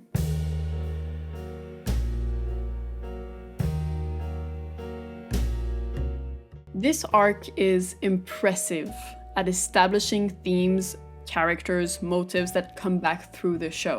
And immediately, one of the things that it establishes is Sasuke as a suicidal person, someone who will throw his life away. We haven't seen anything from Sasuke's point of view so far in the show, and this act is so against what we've been taught about Sasuke that it's honestly shocking. It tells us as the audience, and Naruto, that we actually don't understand Sasuke at all, because the description we have of him, he would never do that. He does things for himself. He only works towards his own goal, and yet here he is, throwing himself in front of Naruto to protect him. This is an action that Sasuke does that shows where he stands as a character. Well, Sasuke dies, but Naruto just doesn't know how to check vital signs, so he assumes that Sasuke dies, is my interpretation of this. But when he is dying, he thinks of Itachi for about half a second, and then there is a long montage of scenes between him and Naruto, including the one where they kissed. So listen, although the kiss itself is not romantic, the inclusion of it at the beginning of the show implies a romantic relationship between Naruto and Sasuke. The viewers now associate the relationship with romance. Now, accidentally kissing your friend is not gay, but thinking about it when you're dying,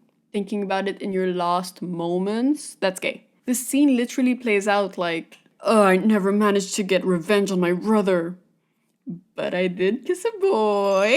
I don't know if it's there for comedic effect because it is funny. And I'm mentioning something now so we can elaborate on it later, but Sasuke goes to touch Naruto. He raises his hand until it falls because he dies. In this scene, they both confess that they don't hate each other, like they've been leading each other to believe. And this vulnerability makes it awkward for them after this fight. After this, Naruto and Haku have a little chat, and they realize that they both can relate to each other, that they're actually quite similar. And if you've been listening to this video, you know what I think about Haku. Naruto can relate to other queer characters, the queer characters that are villains in this show. This is also the first time that Naruto really uses the Nine Tails powers, because Sasuke is a huge emotional push for him. And having this moment of vulnerability that he then loses with someone he could have had a deeper bond with is very heartbreaking for him. Now, when the mirror things go down and everything,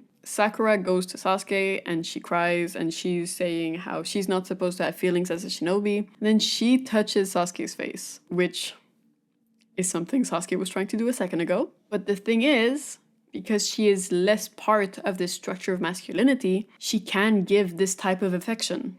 Then Haku dies. Haku and Sasuke, being the two people that are down, is, they are the queerest of the group. And they both go down in the same way, protecting the person they love, which is interesting.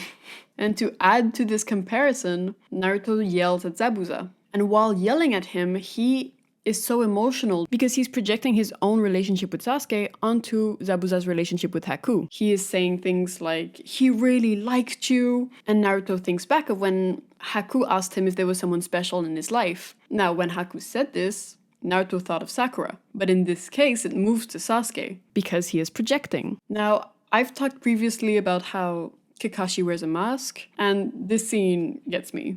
Zabuza also wears a mask, and in the first arc, Kakashi and Zabuza are just very similar. They are both working without emotion, getting the job done. They are two excellent shinobi. But Naruto crying and telling Zabuza that there was someone who cared about him, don't you care? And it really gets to him. And Zabuza sheds a few tears and removes his mask, basically showing that it's impossible to be a perfect shinobi. And he is a mirror of Kakashi, a perfect shinobi, but Kakashi never manages to detach himself like this. Zabuza loses this fight, but he wins. Losing made it so that he was free from the system. And when he was free, what he did was attack the system. In his last moment, he attacks the government and then asks for help to die next to Haku. Not only that, but when they're lying next to each other, Zabuza reaches out and touches Haku's face. In this society, this gentle and comforting act is an act of rebellion. Then it starts snowing, and this is interpreted by the characters as Haku crying. So we have the two guys, the two first villains of the show, that are crying next to each other while showing affection, being vulnerable, and they die there. After being victims of the system for their entire lives, they get freedom in their final moment. Then, well, Sasuke also wakes up. And when he wakes up, because he was never dead, Sakura's crying over him. And he says, ouch. He says, Sakura, that hurts. Anyway, where is Naruto? His first reaction from waking up from the dead is him pushing away Sakura, the person he will have a child with, and asking where Naruto is. Incredible. After he imagined them kissing before dying. He's straight, guys. The Haku and Zabuza story closes out with Team 7 giving them a respectable burial. They all contemplate on what it means to be a shinobi, and they're unsatisfied seeing how the system is so broken, how ninjas are treated as tools, but they can't be tools because they're people. This is also the moment where Naruto expresses his ninja way, and he says, I'm going to sprint straight ahead and pursue. Now, at the end of the first arc, after Naruto learns something, this should be the sentence that is emblematic of his character and the show, but I don't really think it is. I think there's one later on that is better than this. I think this ninja way actually causes many problems that are to come. So this arc is basically Naruto and Sasuke meeting queer people, relating to them, and they are put in a situation where they are forced to express their non-hatred for each other. The next arc is the Chunin exam arc. And like I said, there's this awkwardness that exists between them now. So during the exams, they're shown to be very competitive, and they can't really define their relationship, so they settle on banter. They're constantly trying to one-up each other, and that kind of makes sense because in a heteronormative society, the rules are already there. You know, the man provides and protects. So flirting as a queer person can become quite confusing. Naruto starts to fantasize about saving Sasuke and showing him that he's stronger than him. And in this arc, it's Naruto's turn to be in a situation where his life is in danger, and he thinks about the influential people in his life for like a second each before dedicating a massive amount of time to Sasuke, and once again thinking about that one time they kissed in his last moments of life. Once again, even though that kiss isn't really gay, thinking about it before dying is gay, and they both do it. Like, he's dying and he's thinking about how Sasuke is his reason to go on. Okay, buddy. So it's all fun and games until Orochimaru arrives, and we've spoken about this quite a lot. Start of a lot of miscommunications between them, made very obvious that Naruto doesn't understand Sasuke, and Naruto's ninja way of always going for it is very damaging in this particular case. Then during the Gaara fight, Sasuke has a curse mark, and instead of being helped by it, he's disabled by it, and Sasuke kind of becomes jealous of Naruto, who always gets to be the hero. It's only after the Chunin exams when we meet Itachi that we get the first Sasuke flashback. So up until now, Naruto has ignored Sasuke's pain and background, and now he's finally admitting that Sasuke also suffered. This is when the viewer realizes that they might have been judging Sasuke too harshly, and Naruto doesn't really let that sink in. He moves on, but Sasuke never does. It's very upsetting for Sasuke that once again Itachi looks over him and kills the people around him. So this moment leaves them both at a very different place. And this finally leads us to the second scene I want to analyze, which is the hospital roof scene.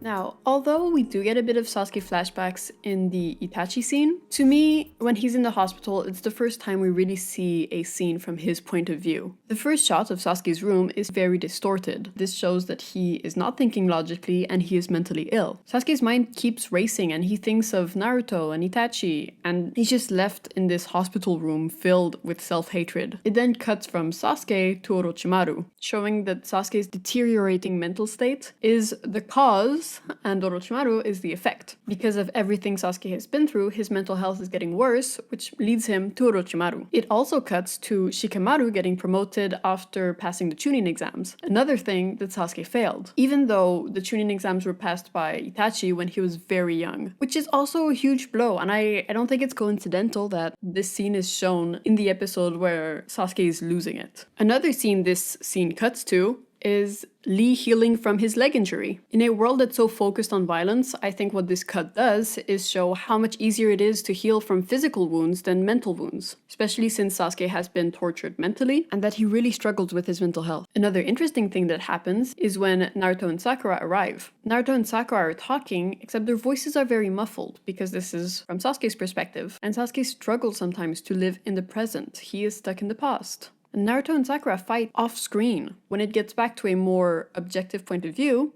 Naruto is passed out, so we didn't see them actually really argue or fight. Which just makes you think of all the times Naruto has been talking and Sasuke is just silent in the background. And if he was actually present in that moment, seeing what's going on inside his head makes you realize you actually never see what's going on inside his head. By doing this, Sasuke alienates himself from the people around him. And the other thing, even if the audio was muffled, he does focus on Naruto. And Naruto is a big cause of his self-hatred because of the strength disparities between the two, and also because, you know, self-hatred, gay, whatever. So Sakura is cutting some apples, and it's a gesture of kindness on her part, but Sasuke does not care. It means nothing to him. He squashes her efforts, literally, and instead of accepting care and healing, Sasuke seeks out more violence by asking Naruto to fight him.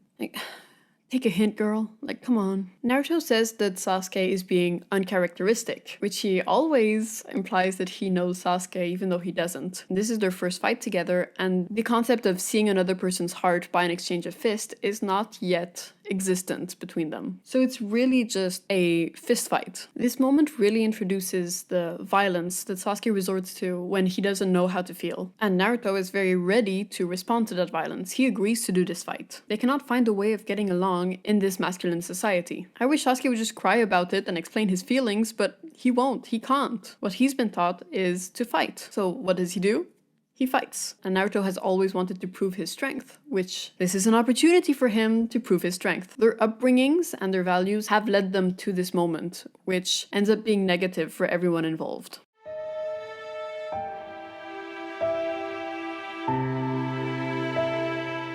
The third scene I want to analyze is the Valley of the End. Now this is the turn point moment. This is where the first show ends. So Sasuke has 100% given up on the system and he's ready to leave everything behind. I do see this kind of as a suicide attempt. He says that his dreams are not in the future, they only exist in the past. He basically doesn't see himself going forward in life. Now Naruto wants to change the system from the inside, and he thinks he can make it work for Sasuke too. This is the first time that Naruto realizes how desperate the situation is, and that he's actually ready to listen. He always believed that he had the worst experience with loneliness, but he hadn't considered betrayal, loss, and resentment towards his people. Feelings he will experience going forward, which will bring them back together. So Sasuke is very insecure right now and he wants to prove himself. So he mirrors Itachi. One example of this is that he uses Itachi's blind spot move, but it's also because what Itachi did at the time was kill the people he cared about the most to test his strength. And the strongest bond that Sasuke has is with his teammate. So to move forward, he has to kill Naruto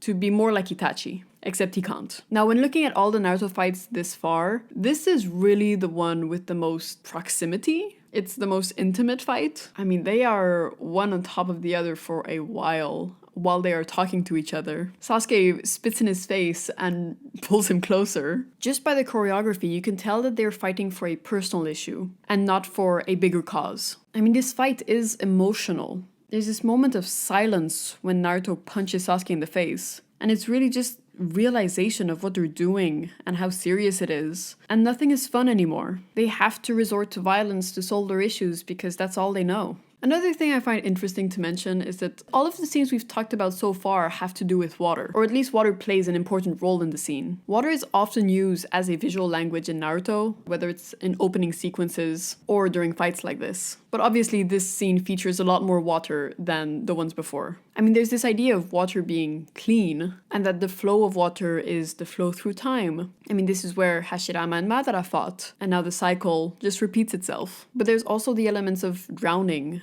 and being overwhelmed, not being able to see or feel clearly, which water is also used to show how Sasuke is sinking deeper and deeper into whatever state he's in. Water is present when they're fighting because when they fight, they lose themselves even more, and they are participating in the cycle of violence like there is a cycle of water. Anyway, through all their scenes together, there's a nice continuation with the water. The next topic I want to talk about is, bear with me, body horror and its relationship to queerness. It is not lost on me that both Naruto and Sasuke have a monstrous transformation during this fight. This is the first time we see both of these transformations. Naruto's monster is his inner demon, who is the reason for his oppression, and Sasuke's monster is his path of crime that he chooses. They are both bending the limits of humanity. Naruto becomes this mix of animal and human, and Sasuke becomes this mix of monster, genderless thing. And the other thing is that both of these forms hurt their physical bodies. So although it's a closer representation of who they are and how they feel, it also hurts them. There is no living comfortably as queer in this society. Now, we've talked about narration, but this is something I find really cool in this scene, because Naruto now cares about what Sasuke feels and what he thinks. We get to see Sasuke flashbacks. These flashbacks are told from Sasuke's point of view. And we see Sasuke going to school and training, watching his parents get murdered, things like that. And what I noticed is that every time we see a flashback from Naruto's perspective about Sasuke, including in this scene, there's always a bunch of girls around Sasuke. He has his fangirls that are screaming in his ears and praising him all the time. And then we see a school flashback from Sasuke's point of view, and you barely see women, apart from his mom. What Sasuke hears all the time is that people expect a lot from him, and people comparing him to his brother, and people hoping that he's gonna be half as good as his brother. So either Naruto exaggerates the amount of female attention that Sasuke got because of jealousy, on which side, who knows, or Sasuke doesn't notice attention from girls. Either way, it's gay. We also see a scene where Sasuke's mom tells him that when she's with his father, they talk about Sasuke all the time, that his father barely talks about Itachi when they're alone, which it's really nice to see where Sasuke got his lying tendencies from. In this scene, Naruto also finally admits that he doesn't understand. But right before this, we also kind of get a scene where Sasuke realizes he might not always understand. When talking to Kakashi, he threatens to kill all of Kakashi's loved ones, without realizing that other people have been through similar things. Although rare, like Team 7 has 3 of the most traumatized people in the Leaf. It just, it's not normal. They were just all put together. Anyway, they both have this I have suffered the most attitude, but they get a moment of confrontation during this time. The thing about the Nine Tails and the Sharingan is that they are both emotion-based powers in a world where emotions are shunned. In this fight, Naruto gets the Tailed Beast cloak for the first time, and Sasuke develops his Sharingan, which Sasuke's Sharingan developed because of Itachi killing his family, and then 2 other times because of Naruto.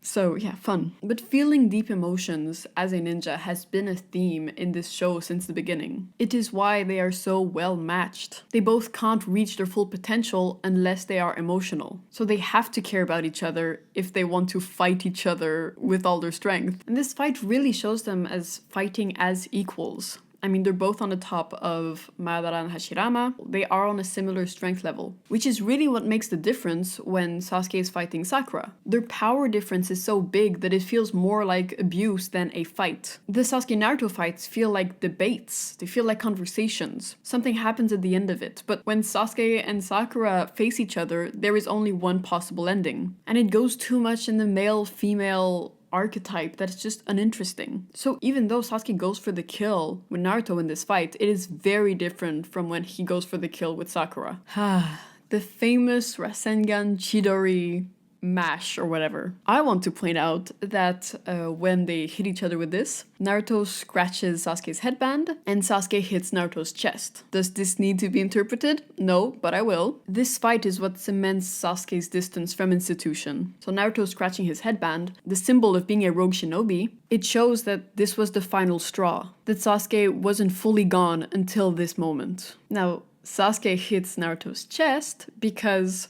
in Naruto, his goals, his heart has been at the same place since the beginning. I want to be the Hokage. And this is a change of heart for him. His goal is now Sasuke.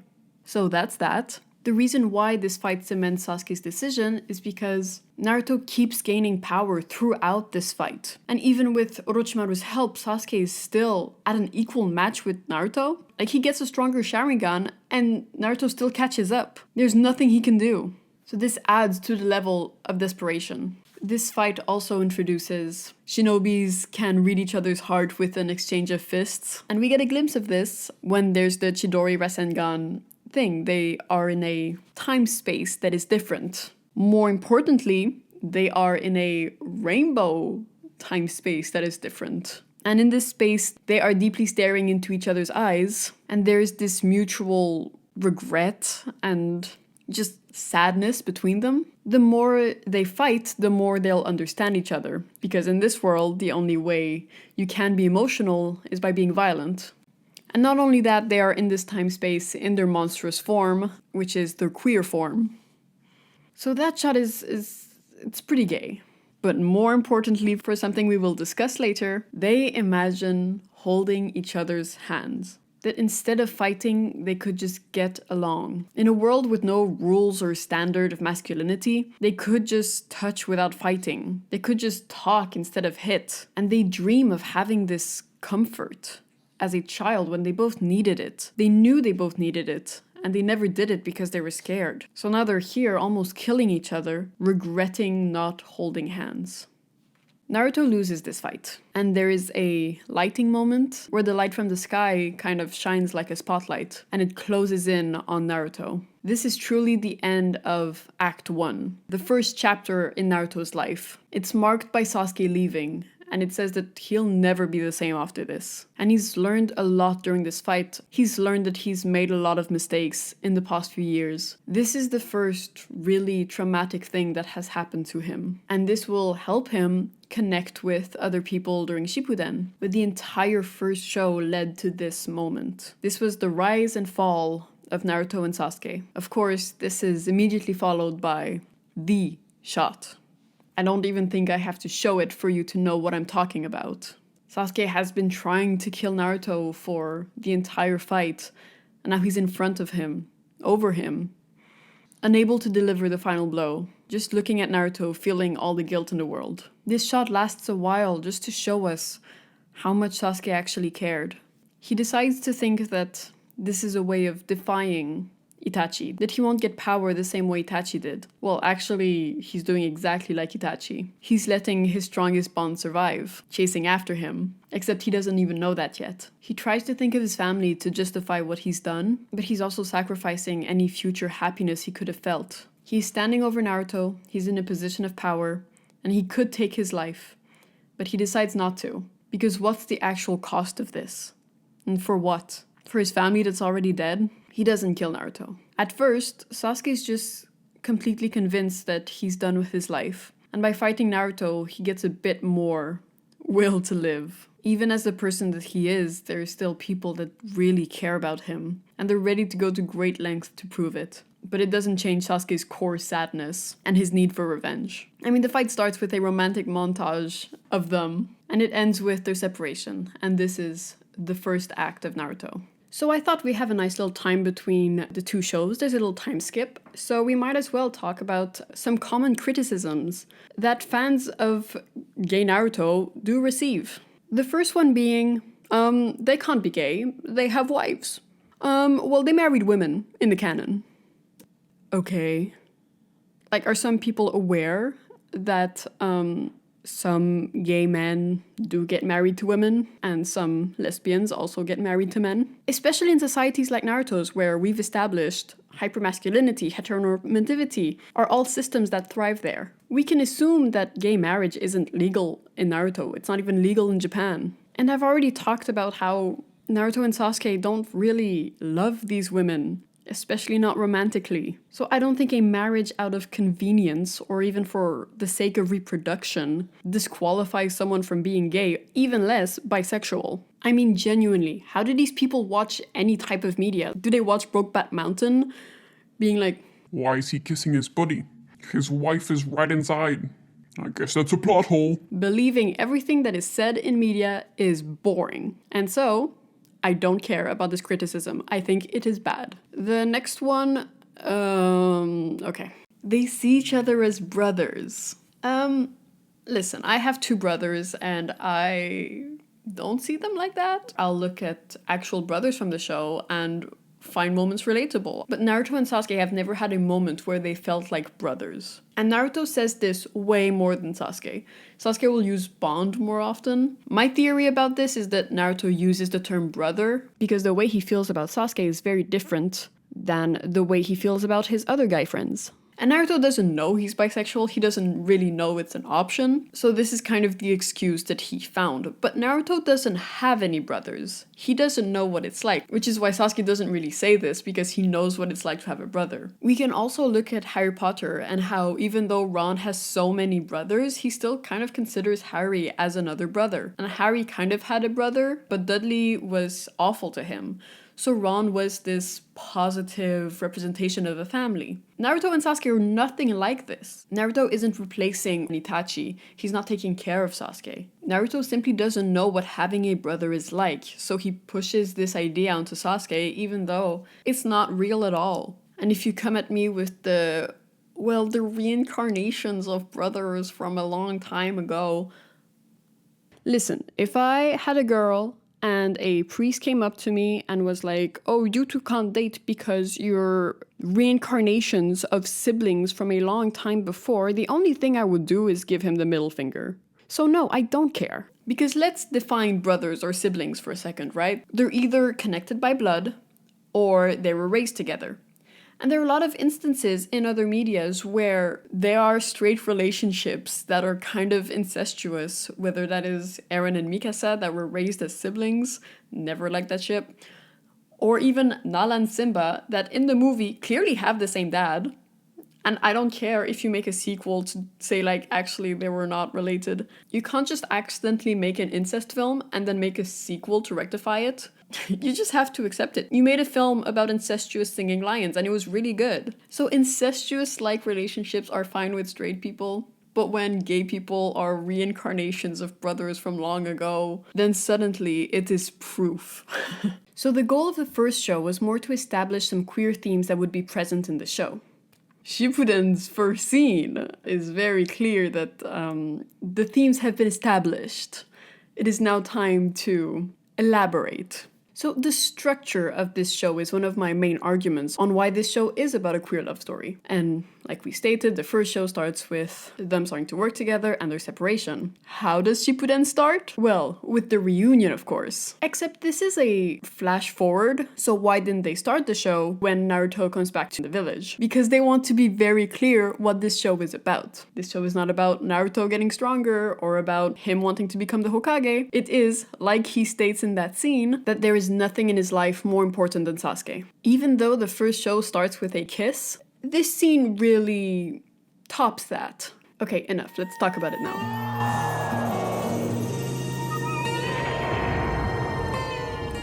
In the first show, Sasuke was shown as being very unstable. The shots showed a skewed version of reality. Sasuke was shown to make harsh decisions and just not being stable. Now, the tables have turned. It is Naruto who is shown to be unstable. After the explosion that I'm not sure how Sasuke survived, that explosion is very confusing to me. There is now a hallway in front of Yamato, Sakura, and Naruto, which leads to light, and Sakura goes headfirst, which usually you would expect Naruto to do. That's his whole thing. It's his ninja way, like he said in the first show. Not only does Naruto hesitate, but on his way there, he falls. In the first few shots of Shippuden, you see how much Sasuke leaving has affected him, and how much his mental state has suffered because of it. He's made so many mistakes with Sasuke by rushing headfirst and accepting every challenge, that now he is seen hesitating. So Sakura arrives there first, and this is one of 2 times Sasuke gives her any type of attention during this scene. But even when she looks at him, we still don't really see Sasuke, we see a silhouette. It's only when Naruto arrives that we see Sasuke, because we know that now Naruto understands him a bit better. Naruto has made effort to understand him, and Sasuke put Naruto through trauma that he needed to experience to actually understand him. Now, the 2 elements I find very interesting in this scene are A, the position of power, and B, the eye line. Because if we start with angles, the upward angle is used to show who is in power, because when filming like this, it makes that person look more dominant, taller, bigger, whatever. The other angle, the downward angle, is used to show someone who is inferior, who has less power. And physically, the scene puts Sasuke high up on a cliff where everybody has to look up at him, while Sasuke is looking down at them. Immediately, the viewer understands that these are now the power dynamics. What is particularly interesting with Naruto and Sasuke is that both of their powers are tied to emotion. Sasuke seems so calm and collected in this scene, whereas Naruto is a mess. So Sasuke has the edge both ways, emotionally and physically. He is stronger. And Sasuke is also filmed to be very godlike, not only with the angle, but the light coming from behind him, similar to that shot of Itachi with the Akatsuki. And again, this is Naruto's point of view. To him, Sasuke is barely a person anymore. It's this idea. He has trouble recognizing the person on the cliff at all, but he still means the world to him. Sasuke occupies every inch of Naruto's mind. In his life, he is kind of like a god guiding him through all of his decisions. I mean, even in the hallway, they run towards the light. Sasuke is the end goal. Now, if we continue talking about Sasuke, how do I say this? He looks queer, a little gay, a hand on hip shirt open. We've never really seen an outfit like this in the show before, and just debuting this outfit here. I mean, Naruto is in awe, and this is where the eyes become important because it seems like nothing Sasuke is saying is truly registering in Naruto's brain in this scene. He is just looking, nothing is happening inside of his head. Naruto is known to not being able to shut up. Talking is his thing, and in this scene, he is quiet, in total awe of this guy in front of him. Now, I think we need to talk about that moment when Sasuke comes down to their level. He is being petty. He thinks he can show dominance even though he is at their level. He doesn't need the high ground to show how strong he is. And you choose how you frame a shot. If you want to show action, your shot will be further away so that you can show more movements. And if you want to show more emotions, then you have a close-up so you can see how the characters are feeling. There are 3 shots for him coming down. So if this was just action, if this was just a movement in a fight, you could still film it from far away. But no, they add a very short shot that is more of a close-up of Sasuke approaching. That is to put an emphasis on the feeling in this scene. What I would like to call the italic, the skip of the heartbeat, if you will. And he wraps his arm around Naruto, not in a fight way. Not like holding him in place. His hand is slightly on his shoulder. Like, he knows that Naruto can get away from this grip, but he also knows he won't. That, my friends, is power. Emotional power over Naruto. A little reminder we can, because we need the reminder that Sakura is in this scene and that she is supposed to be Sasuke's love interest. So she's next to Naruto here. He swoops down to hug someone, and it's not Sakura. And Sasuke whispers things in his ears like, "Why are you so obsessed with me? Shouldn't you be focusing on your dream?" Naruto's like, no. How can I become Hokage if I can't even save a friend? So he's explicitly saying in the first scene of the show that he doesn't want to become Hokage unless he can save Sasuke. Also in this scene, Naruto loses his necklace temporarily, the necklace that Tsunade gave him, which is a sign of being the Hokage. It was her brother's dream and now it's Naruto's. So that is just shoving that out of the way. It is not a priority for Naruto anymore. It was in the first show until he realized what the show was actually about. Now, the eyeline goes crazy in this scene. There's Sasuke will have his sword through Yamato and still be looking at Naruto. There's a shot where I thought he was looking at Sakura because of the angle of the camera, and then the angle changes and he's staring at Naruto. The only time he looks slightly at Sakura is when she charges towards him, and then of course Sasuke goes inside of Naruto and establishes dominance there. And Naruto just cannot think when Sasuke is in front of him. This scene is very funny, and you can tell through his fighting style that he kind of could kill everyone here. Maybe Yamato would put up more of a fight, but he is physically strong and he shows it here. Of course, he doesn't want to, and he's merely playing around with it, showing them his new tricks. Sasuke also mentions that with his Sharingan now, he can see everything, which to me explains how he's not actually killing anyone. And when Sasuke goes back up on the cliff and Naruto can't smell him anymore, he kind of gets some of his thoughts back, and he restates that Orochimaru just wants to take your body. Why are you doing this? Which, we've mentioned Orochimaru and the leaf, 2 sides of the same coin. It is established that shinobis are seen as tools by the villages. They decide when you have to die. They decide on what missions you go on. You don't have free will as a shinobi. So how is this really different? Orochimaru sees shinobis as vessels, and the villages see them as tools. It's not that different. Anyway, Yamato kind of reveals the true intention of the leaf, because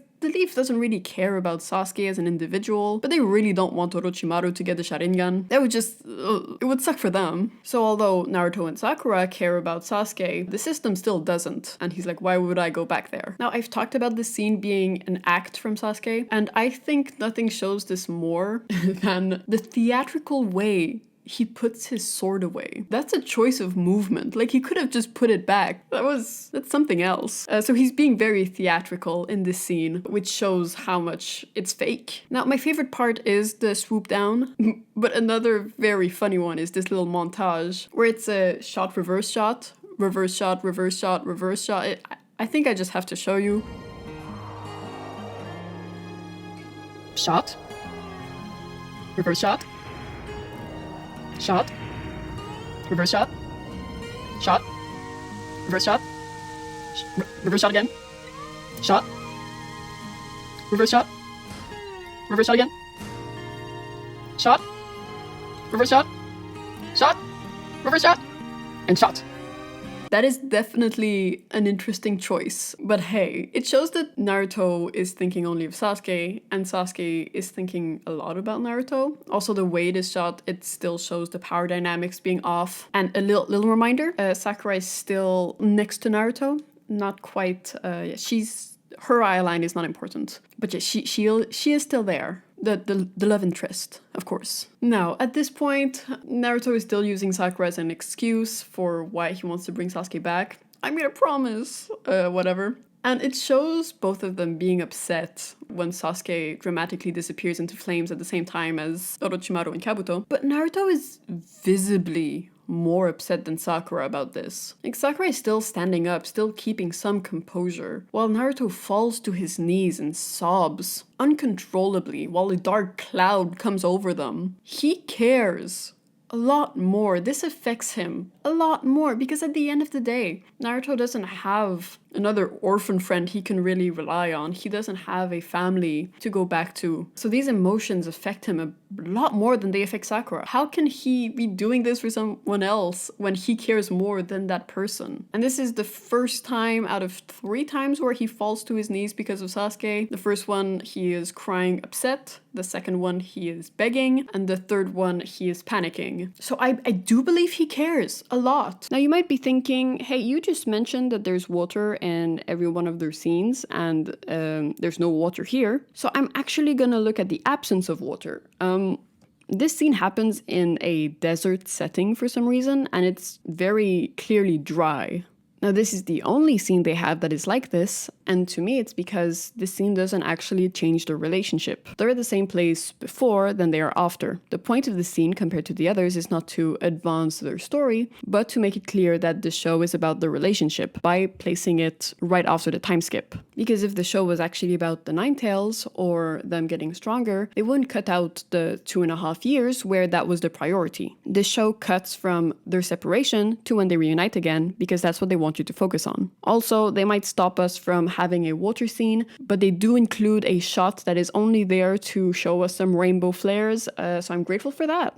Now, before we continue and this gets a bit more depressing, I would like to talk about some bonus stuff. First one being the outfits. Now that we've talked about the first series and Shippuden, we can talk about Naruto and Sasuke's outfits and how they reflect their characters. In the first show, Sasuke is the only one to have an outfit change. When he starts using moves inspired by Lee, he wears a jumpsuit. I don't know if I hate or adore this jumpsuit, but oh well. He's showing that he's moving away from being a traditional Uchiha by taking influences from others with a fashion statement.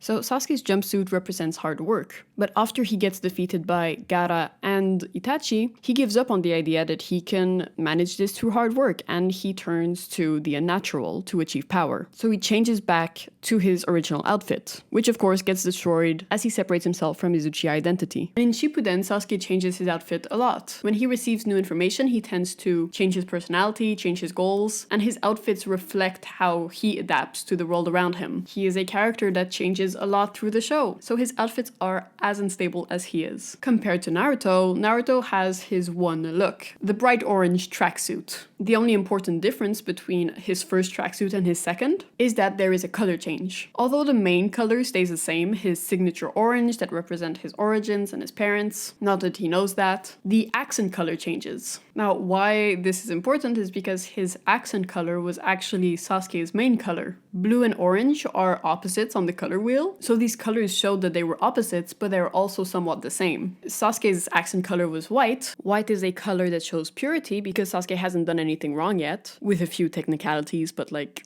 but it is also a color that is easily tinted by others, showing how Sasuke is easily influenced by the people around him. While Naruto's color is very bright and in your face, because that's what he is, and because he tends to be stuck in his ways. So in Shippuden, when Naruto becomes orange and black, while Sasuke is more purple, blue, and white, they lose the color they had in common. They are now two completely different people. They lost the connection that they used to have. Although Sasuke keeps a very similar color scheme, he's still the person he was before, but he has now a touch of Orochimaru that has influenced him. The outfit he wears also emphasizes his body, which is his purpose when he's with Orochimaru.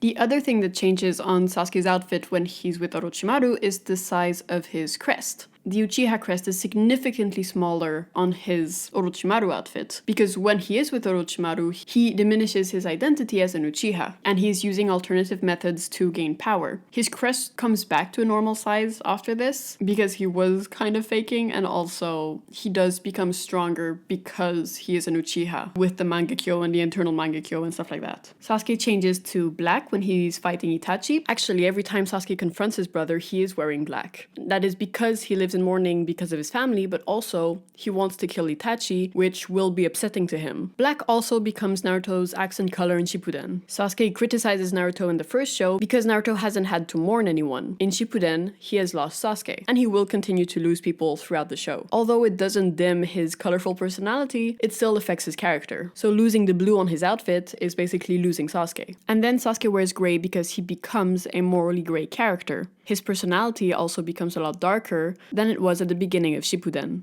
I hope you liked this outfit analysis. The other thing I wanted to talk about was filler, the best aspect of Naruto. Okay, one of these fillers is mostly in a movie, but they do add a filler that is basically a promotion for the movie, but it exists in the show, so I can talk about it. And like, can you guess? I say that a lot of things are funny in this show, but this is arguably the funniest thing you could do when you have a queer-coded character and people are talking online about him being gay and stuff. You create an opposite world where everybody is the opposite of their personality. I'm not talking less extreme or something. Kiba, who loves dogs, now hates dogs and loves cats, you know? And if you asked me who has spent months making this video, who clearly is passionate about the subject, what is the opposite of Sasuke Uchiha? I would say a guy who like follows all the rules, who jokes, who is happy. Yeah, just this funny guy, you know? Basically Naruto's personality. What did they do? They said the opposite of Sasuke Uchiha is that he is attracted to women. That is his main personality in these fillers. They created a straight version of Sasuke, and they said that's the opposite of Sasuke. How do you even defend that? I mean, it's crazy. So yeah, one filler I wanted to talk about was straight Sasuke, and the other, it's mostly because I can't believe this episode actually exists. I mean, I understand that filler can be used to, you know, explore tropes or dynamics that aren't in the canon. But like, this one is going a little far. The episode is called The Worst Three-Legged Race. And I don't think you need my analysis skills for this one. I'm just gonna tell you guys what happens factually. So Naruto and Sasuke are separated from Sakura, whatever. They get hit by a jutsu and their hands get stuck together. And you might be thinking, well, this isn't necessarily romantic. It can be a trope for like two people that have to get along. Anyway, so the sexy music starts. And then they try to break it by jumping down a waterfall. They bounce back, which makes them kiss. Then they splash, and the splash makes a heart. So then they both blush. They try to break the stickiness again. And then Naruto has to pee, and he can only pee with two hands. Then they fight a bit. And the episode ends with Naruto pulling down his pants in front of the camera. So I'm not sure why exactly this episode exists. You're gonna spend a filler episode? They just wanted to make them kiss again? Okay. I was just genuinely shocked because this feels like fan fiction, just included into the show animated. But yeah, definitely helps my case. So thanks, I guess. So the next scene we're going to talk about is right after Sasuke kills Danzo at the 5 Kage Summit.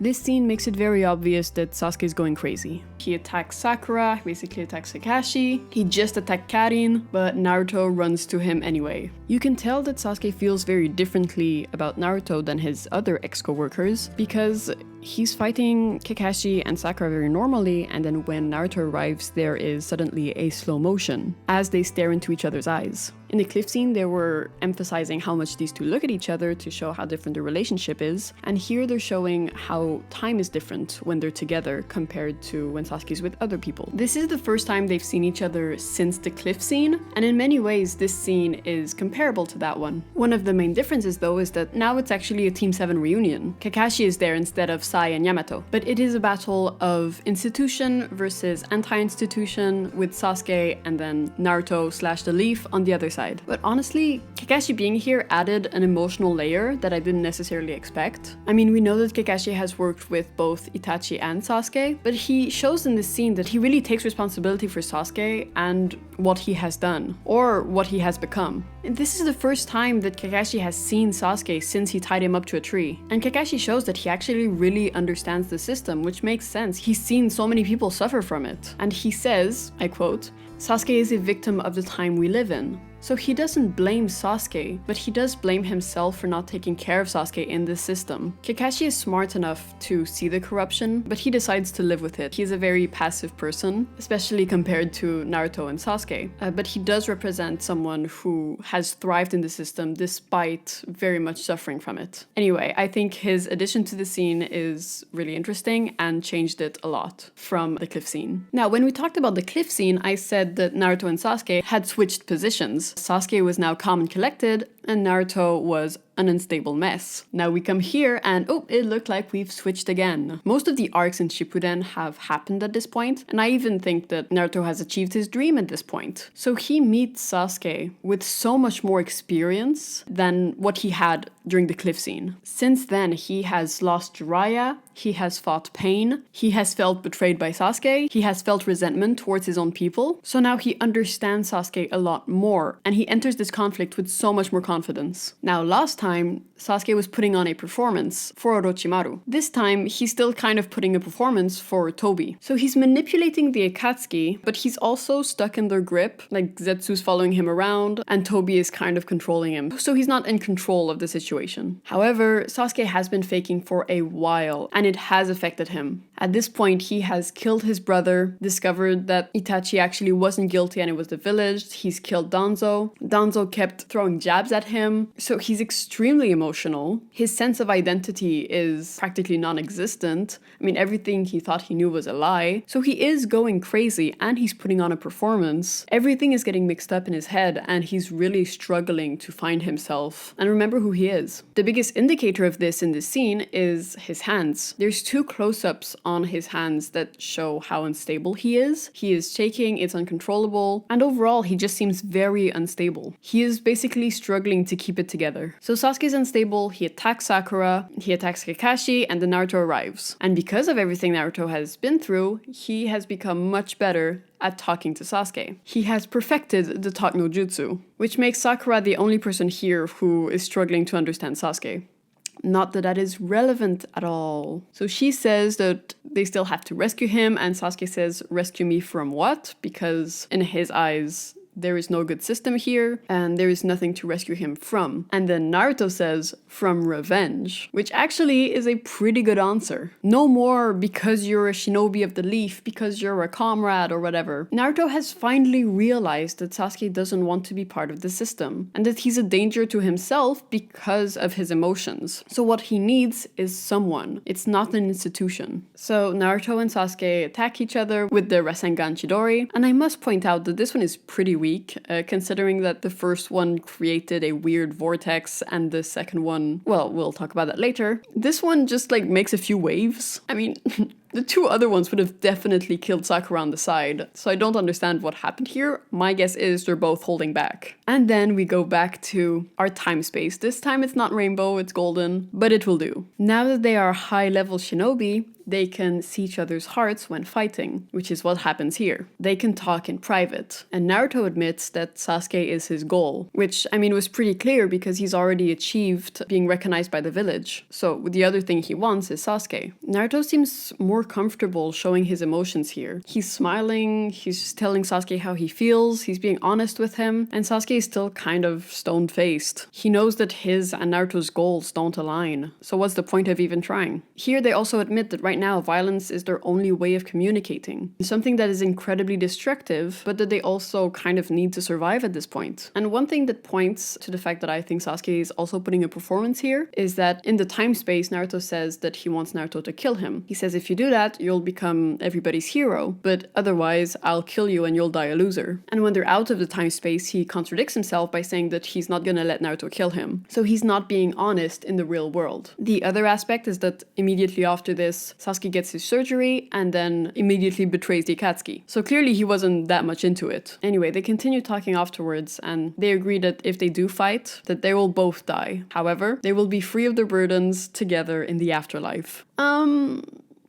This line is definitely one of the gayer ones, I must say. I mean, I won't be a Jinchuriki and you won't be an Uchiha. We won't have anything stopping us from being together. Really? So it's this sweet moment of we are meant for each other and society is stopping us from being together. And unfortunately, maybe the only way this would ever work is if they both died. They are both cursed with being an Uchiha and being a Jinchuriki. It's something they were practically born with and a burden on their shoulders. There is no escape in this world. Sasuke does start the scene in the shadows while the leaf is in the sunlight. But after talking to Naruto, Sasuke is also in the sunlight. And we don't see any shaky hands or anything else from him. So it seems like Naruto talking to him has genuinely managed to calm him down. Even though he's not admitting to Naruto in this scene that he truly cares about him, he shows it. I mean, Sakura and Kakashi are two of the people that could have calmed him down, but failed miserably and he attacked both of them. Naruto, on the other hand, even though they do attack each other, Sasuke is better off after they've talked. After all of this, Sakura does say that her resolve is much weaker than Naruto's, which I do find quite funny. Yes, you somehow have less of a reason to date Sasuke than Naruto does. You don't understand him at all. She basically has no reason to care for him, compared to Naruto, who deeply relates to him. So what this scene does is that it puts them on equal ground. At the cliff, they were both in different places, and here it switched around a bit, but they end up being on the same page. Both of them agree that the system is the only thing that comes in the way of their bond. I mean, the only reason they felt the need to be rivals is because they felt like they couldn't be something else. They also contemplate the idea that death might be the only escape that they have and their only chance to actually be together. And that with the system that is currently in place, it might be worth it. And Sasuke finding peace by talking with Naruto, it just becomes this tragic thing that they can only communicate with fighting. Their relationship is destructive to them and those around them. Sasuke before had been through so much more than Naruto, and now they've both been through a lot, and they feel like they can talk to each other, but the system is stopping them. What Naruto now understands is that Sasuke is self-destructive, and Naruto wants Sasuke to understand that destroying himself will also destroy Naruto. So basically, they might as well just destroy each other because that would be the same effect. They use sad music quite effectively here when Naruto is basically saying all of this in a very happy tone. The music is very tragic because that is the reality of the situation. They do comfort and make each other happy in a very destructive way. And this contrast between Naruto's tone and the music really shows the dynamics of the relationship. Once again, Sasuke asks, "Why are you doing this?" Naruto says, "Because you're my friend." And this ties into what I was saying with Sasuke needs someone,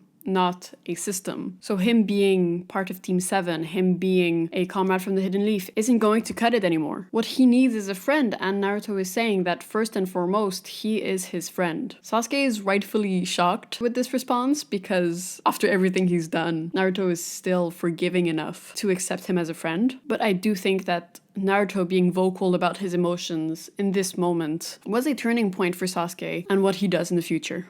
Now to skip to the next scene, there's a lot of unimportant things that happen. I mean, especially in regards to this analysis. However, before Sasuke joins the battlefield, he does go to talk to the previous Hokages. And I've talked about how I feel about the whole Kaguya, Hagoromo, whatever. I don't like it. But they show a different flashback here, and I do think it's important to talk about it. So let's take a look at this Shakespearean love story, shall we?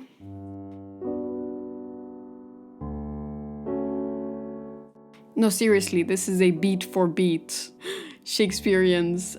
The clans are at war, but they develop, and I quote, a mysterious kinship. Madara and Hashirama, first of all, meet in water, but they meet, they skip stones, they become friends, and they know they're from opposite clans, but they choose to ignore it, which is very sweet. This is a time before the villages, and it seems like violence is far worse than it is now. Hashirama dreams of peace and he wants to have a more established system. He clearly has an abusive father, and when he speaks of peace, Hashirama's father just hits him and yells at him. So negotiations for peace are met with a violence response. That's established pretty clearly. So they both feel isolated and they find comfort with each other.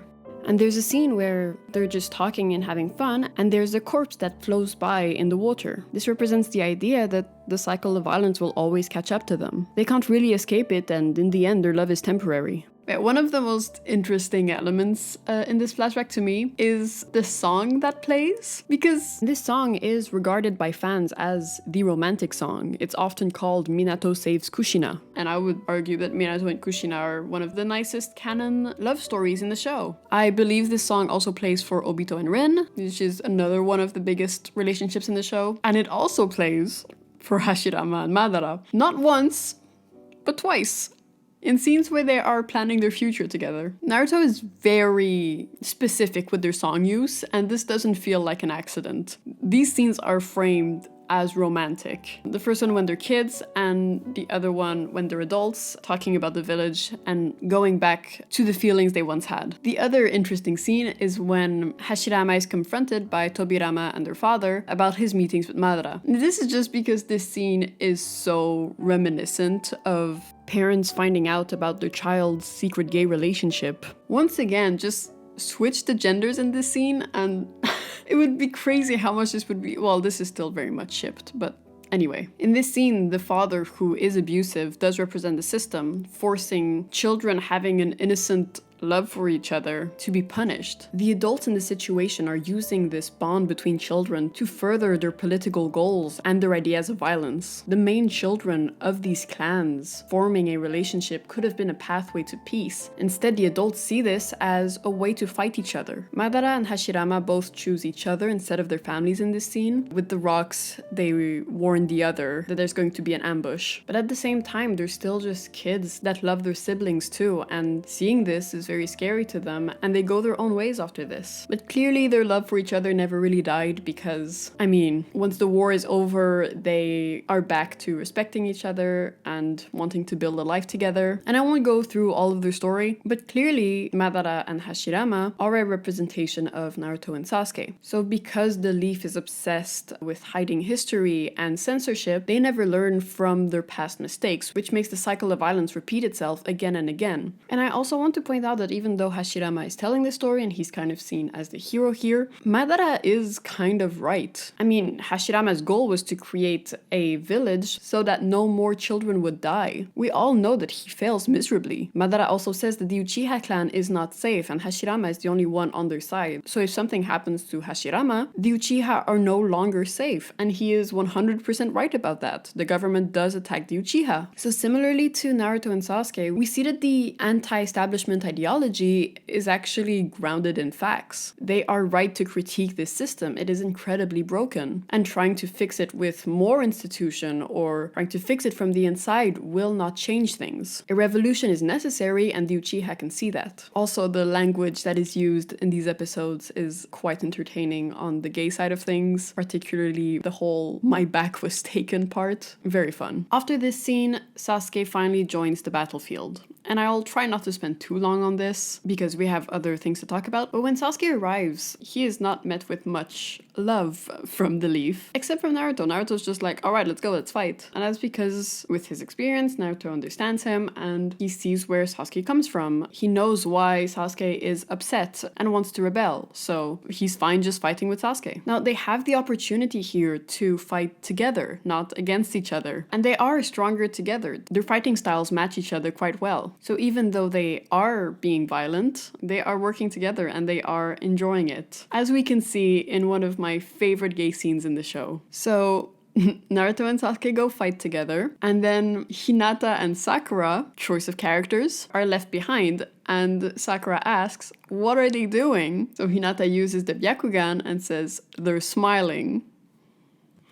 Because, you know, they're happier together when they leave their wives behind. Like, choosing Sakura and Hinata to be the ones having this discussion, it has an impact. It's the system they have to conform to compared to what they actually want to do. And this opportunity they have of fighting together actually makes them quite happy. Sasuke's whole goal while joining the fight is protecting Naruto because he has his own plan. So we see him being very protective of Naruto while not really caring much for anybody else. Now, personally, I would have preferred if the show ended closer to the 5 Kage Summit or when Sasuke kills Danzo, because with the war and stuff, they kind of lose the plot and they have to do all these mental gymnastics to get to the end of the show, which was clearly always meant to be a fight between Naruto and Sasuke. These two people with similar lives that have a very different approach.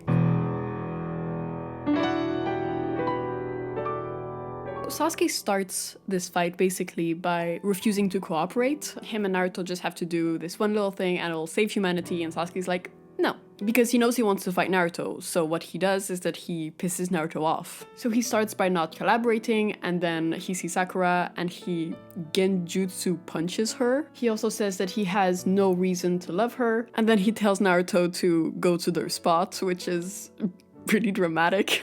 He wanted the location of the fight to really match his feelings. Anyway, we are back at the Valley of the End. A clear shout out to the end of the first show, except now our characters are in different positions. So let's start talking about this fight by talking about Sasuke's motivations. Sasuke once again has nothing left. His entire family is dead and he killed the one person he had left. Most people in the world hate him and he just really doesn't see a reason to go on. He's in a similar mental space that he was when he was a kid, but when he was a kid it's because he didn't know anything and now he knows too much. All his vengeance and all of his attempts at trying to get justice didn't lead him anywhere when it comes to his mental state and his happiness. So once again, he is at the Valley of the End in a suicidal state. And my interpretation of this is that he wants to die like Itachi, by the hands of someone he loves. He doesn't want to do it himself, because that is a sign of weakness. But if Naruto kills him, Naruto will be a hero, like Itachi wanted Sasuke to be a hero. And he knows that if he just asks Naruto to do this, Naruto would refuse, which is why he's trying to anger him by saying all of this absurd stuff. Like saying he wants to be Hokage and being mean to Sakura and telling him that he doesn't care about the world and stuff like that. And Sasuke kind of has this justification for it where he's like, to be unified, the world needs an enemy and that enemy will be me. But I don't think that makes much sense because he would have had to do the hand sign first. I think he is mostly being selfish in this fight, which I don't blame him, but it is the reality of the situation. If the last fight at the Valley of the End showed how much Naruto and Sasuke were close, this fight shows how much they know each other. Sasuke is constantly trying to stop Naruto from doing hand signs because he knows his strategy. Naruto also does this move where he tries to headbutt someone, and it's this imagery for him knocking sense into people, and Sasuke stops him from headbutting him. He doesn't want Naruto to knock any sense into him, he knows what he wants. Another noteworthy aspect to this fight is that there is no music. In Naruto, music really amplifies the emotions that they're showing. And in this scene, there's no music, which makes me think that they're both trying to not feel emotional about this. They're trying not to think that they're about to kill someone they love and just get through the motions. Now, the first clue that tells us that Sasuke wants to die in this fight is that Naruto is on top in his tailed beast form, and he's about to tailed beast bomb Sasuke, and Sasuke just lays there. And there's this moment where you think he really could move or block or do something, and he just lays there waiting to be hit, knowing that this hit will kill him, and he only moves when he realizes that Naruto's not going to do it. Now, Naruto says that he doesn't want to fight the current Sasuke, because he knows that Sasuke right now is not being honest, and if he's going to fight Sasuke, Naruto wants to at least understand Sasuke's reasonings, because all of this happened because Naruto didn't understand Sasuke. He doesn't want to make that mistake again. And now that he has been through everything, he knows the truth, and he knows that Sasuke is lying right now. He can finally see through his theatrics. Now, this is when they have a ridiculous space fight. And it ends pretty quickly because the show is not about that, and they have to include it because that's where their power levels are at. But the show's not about freaking Susanoo versus Tailed Beast, it's about Naruto versus Sasuke. So that ends pretty quickly, which is funny to me. Their godlike strength is not interesting to people who want to see character moments. Anyway, during this, Sasuke says that this fight will be his last, and he fully knows that he's not going to survive this, and he doesn't want to. And that's when they have this fall from grace moment where their powers are left behind and they fall as just the two people. And the focus is on their personalities and the relationship and not whatever godlike thing happened to them. During this fall, Sasuke even loses Orochimaru's belt, which has been a staple in his wardrobe since he joined Orochimaru. And he is becoming himself again, not under the influence of someone else, but he is in front of Naruto with his own motivations. And Naruto's trying to discover who Sasuke really is. And clearly, it's starting to work. Sasuke, after this, just seems like a really sloppy fighter. He has been shown to be so precise this entire show. And now he's out of it. All his punches seem slow, and his reaction time is so much slower than it used to be. But he knows that if he stops fighting, Naruto will too. So he can't stop, because he wants Naruto to kill him. So in the first fight, they had these proximity moments, and now Sasuke is the one straddling Naruto, pulling him closer, and all of that. And it does show how their power dynamics shift, and that they're still close, even though these past few years have been rocky. They're still their past selves who long for a relationship of any kind with someone. But right now, violence is the only way for them to really have any form of connection. And this fight is so different from the others, because once again, there's this scene where it's just punching. They're trying so hard not to go into the personal and just being violent. And Naruto's not speaking either, which is unusual for him. He usually tries to understand, but he doesn't need to. He knows Sasuke at this point, so he's just being silent and matching Sasuke. This fight balances moments of proximity and moments of distance, because even if the characters are trying to be distant, they can't help it. They care about each other too much. And this is when the flashbacks start. And the main flashback that's important in this scene is when they're kids and they're asked to hold hands or do a peace signal after their fight at school, and they both refuse to do it. And this is a moment that they both deeply regret, because they had this opportunity to show affection to each other. And they had this chance of communicating peacefully, but they were both too prideful to do it. They could have had other methods of communicating, and they could have had this close bond, but they didn't, because they felt the shame and they felt the need to be competitive, which ruined both of them. This is when we get one of the best shots in the show, the long shot where it slowly moves forward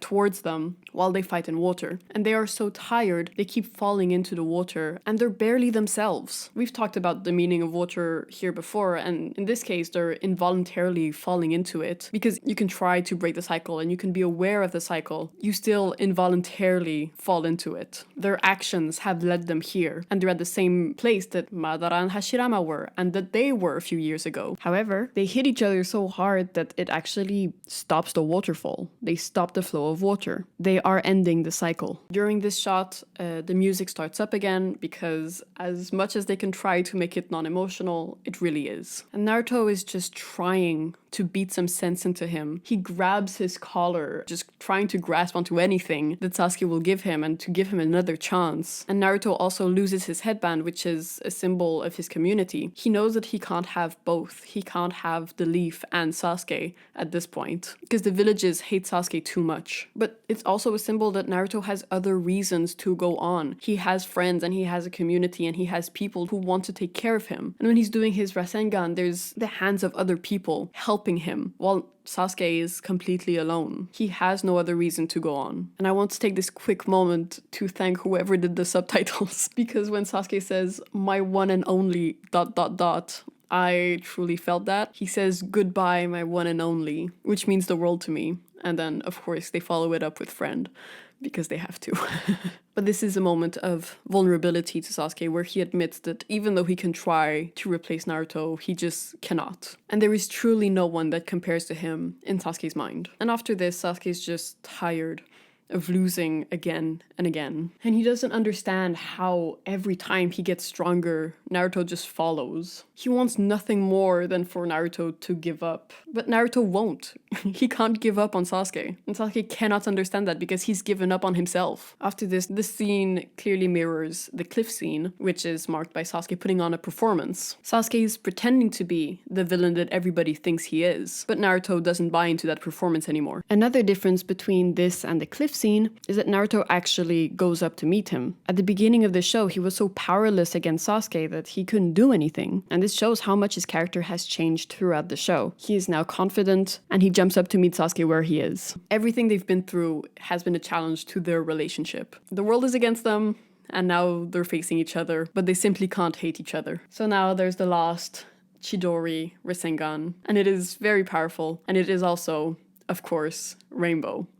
And there is rainbow water, and I am a very happy viewer. So every time they fight each other, they understand each other better. And in this final fight, they already understood each other, and now they understand each other so well that Sasuke becomes the narrator. Even though this is Naruto's show, they're now basically one. The episode starts with Sasuke telling Naruto to leave and take our bond with you. If Sasuke wants to die, then he doesn't want Naruto to die. He wants Naruto to leave and to take their bond with him. He obviously still has a lot of self-hatred for the way that he is. So if Naruto stayed alive with their bond, he would take his decisions as a Hokage with Sasuke in mind. And Sasuke would be able to be with his family without this burden of who he is. Oh man, this is making me sad. Then they're shown in the afterlife, and they're looking at their memories together. They're looking at their life, and they're just living peacefully in the leaf together. They've reached a level of understanding that is so deep that the time-space has warped into a life. And what really breaks me is that Sasuke looks like himself. He looks comfortable, and we haven't seen this Sasuke in a while. His performance is done. He's dead. In the afterlife, Naruto starts worrying about the living, while Sasuke can now openly worry about Naruto being in pain. A few moments before this, he was threatening to kill him and physically punching him, but now he's worried about Naruto showing discomfort, because now he can be himself. The memories show them being ostracized by everyone around them, and you're just reminded of the queer themes where people hate you for the way that you were born. It's not about physical appearance, it's about who you are inside. And they are surrounded by villagers hating them, but they're in that circle together. Sasuke starts thinking about his brother, and he has this moment of realization where the only way he can be with the people he loves, including Naruto, is in death. Because he can't be with Naruto in the world of the living, and he can't be with any of his family because they're already dead. These flashbacks start cutting to water dripping because life is draining out of them, and the cycle is ending. Now, there are moments where Sasuke is talking about Itachi and Naruto together, and the way I see this is that Sasuke needs someone. And that person used to be Itachi, and now it's Naruto. So there's the connection between Naruto and Itachi being two people that Sasuke loved. Sasuke couldn't understand that they loved him in a different way. Sasuke can't understand why Naruto didn't want to kill him the way Sasuke wanted to kill Itachi, but it's because the relationship is different. When he talks about Naruto replacing Itachi, it's not a brother for a brother. It's more of a found family trope, which is a very popular trope with queer individuals. But their connection is not about brotherhood. It can be about family, and family can be romantic. Anyway, they are back in the real world, and they are both slowly dying. They cannot physically move, so they are forced to talk. They have gone so far in their violence that they are now forced to use other methods, and they can finally talk it out. So Sasuke asks Naruto again, "Why can't you let me go? Why are you still running after me? Why are you doing this for me?" And Naruto says, "You already know why." And he's right. Sasuke knows why, and the audience knows why, but they can't say it. They can't say it to themselves, and they can't say it on television. There's a moment of silence where, as a viewer, you're supposed to know that Naruto says, "Because I love you." But the systems in Naruto reflect systems in real life, and if they can't say it there, they can't say it here. And then Naruto says, because I'm your friend, which is also true.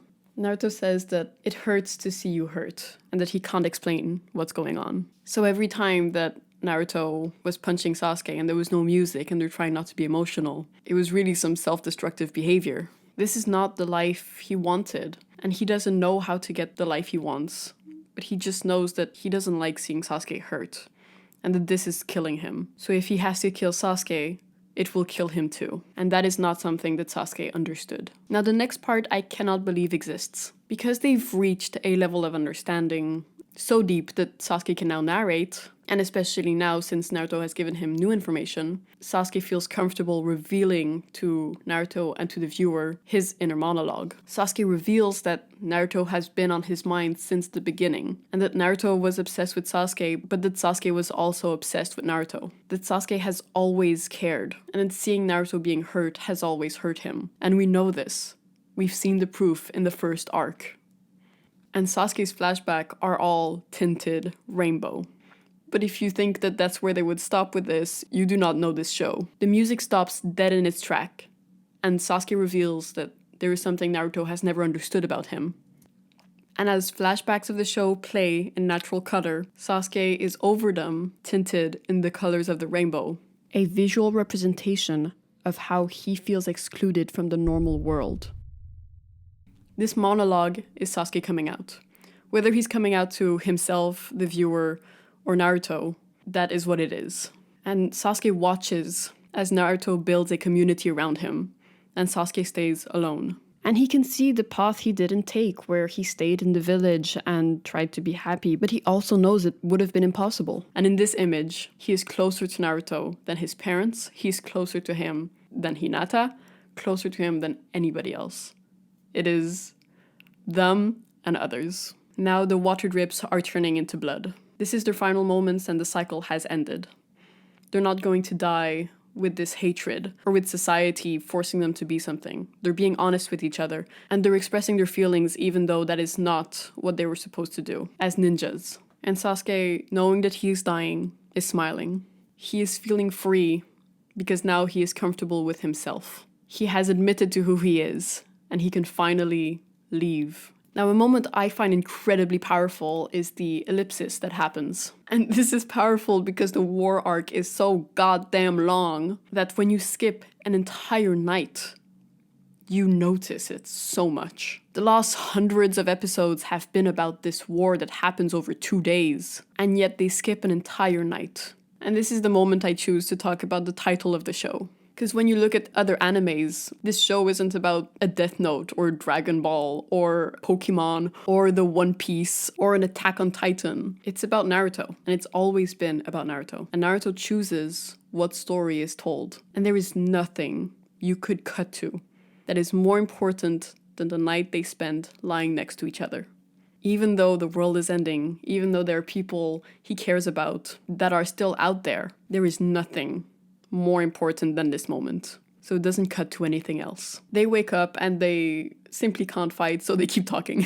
Sasuke laughs, which is quite shocking to Naruto, and he reveals his plan, which was suicide the whole time, and that he's quite satisfied dying. Naruto says he wants to make the effort for Sasuke to be integrated into society, and Sasuke says, just because you want it doesn't mean other people will agree. You know, when talking about queer themes, wanting something and wanting something that feels right to you, and you know that this is the only thing that'll make you happy, and yet people won't agree, and people will shun you and will not let you enter society. This is when Sasuke cries, and he turns away because he is just not ready for this level of vulnerability. Even though he can admit to who he is, letting Naruto seeing him cry is too much. He's tried to play the persona of someone who is stoic and who doesn't care, but he cares. And he has lived his life as someone else, only being himself in his final moments. And this is when the shot goes further back. This is the reveal that they have both lost their dominant arm, and also the reveal that this entire time that they've been talking, they have been holding hands through blood. Violence is what brought them together. And they wish they would have held hands in that moment. But they didn't because of masculine standards. And now it's these standards that have brought them together. and they can hold hands in the most uncomfortable way imaginable. They were never allowed to be affectionate towards each other, but in their final moments, they're alone, together, and they don't need to feel any shame for what they're doing. And it means the world to them. And they can't actually hold hands because they are the protagonist of a shonen TV show. So this act of love is not allowed. This grotesque depiction of them losing their hands is allowed, but they can't actually hold each other's hands. The camera going even further back reveals that they're actually lying on top of the debris of Hashirama and Madara's hands that are also holding each other. They broke the cycle by talking. They broke the cycle by being honest with each other and by defying the norms that were set by society. How they're placed is also a reflection of Zabuza and Haku, the first queer people that we meet in the show, the ones that taught Naruto what it means to love and what it means to be a ninja. And even though Sasuke loses this fight, like they did, he actually wins. Because in the end, he's lying next to the person that he loves, and he's saying goodbye to the world as himself, just like Haku and Zabuza. Every time Sasuke would win, he would never be happy. And then finally, he loses, and he's just satisfied.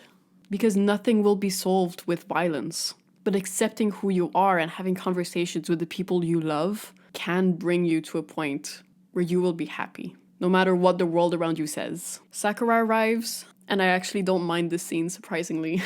He asks her to die, and to just save Naruto. And Naruto's like, well, no, if he dies, I die. Which is really putting her in a bad spot. So she ends up saving both of them, and Sasuke's staring at Naruto, knowing that even if they both live, it's not gonna be how they want to, but he truly loves him. And of course they end the war by holding hands because that's all they had to do the entire time was just show affection and be together and Anyway, at the end of the show, Sasuke is still narrating. And the conversation they had, although it meant the world to them, didn't amount to much. Because Naruto cannot be the Hokage and have Sasuke. The end of the show is kind of like La La Land. It's a love story with a sad ending because in the end they had to choose between the person they love and their dream. You have to choose without knowing what you would miss the most. So Naruto would have had to give up his duty to his people if he wanted Sasuke's love. Because maybe as the Hokage, he could create a world where people can be who they are. And seeing how Orochimaru talks about being non-binary, maybe he succeeded. And Naruto can technically adapt to the society around him and have a wife and kids and be fine. But Sasuke can't. Sasuke went too far in his queerness and reached a level that makes him unable to go back into society. So Naruto gets his arm back. He gets to go back with his friends and go through the levels and become a Jonin and then become Hokage. Sasuke is put in jail, and he never gets his arm back, and he never gets to be whole again. Naruto does. When he leaves the village because Kakashi manages to convince people that he's actually done some good, he's wearing this huge black cloak that basically covers him entirely, and he's not wearing a crest. He is essentially being censored, and you can stay alive and you can be outside of a jail cell, but you can't be yourself. Not in this world. So Sakura and Kakashi say goodbye to Sasuke, but of course there's one last goodbye. And Naruto is waiting for him in the forest in the gayest outfit he has worn to date. Oh my god. And Naruto gives Sasuke's headband back to Sasuke, encouraging him to conform. Because that's what Naruto will do. Sasuke accepts the headband, not because he's planning on wearing it or representing the village, but because to Naruto it's also a sign of being part of his community. So he's doing it for Naruto. And Sasuke is the one that narrates the final part of the show. Because even if they cannot be together, their bond is very much alive, and they will always understand each other.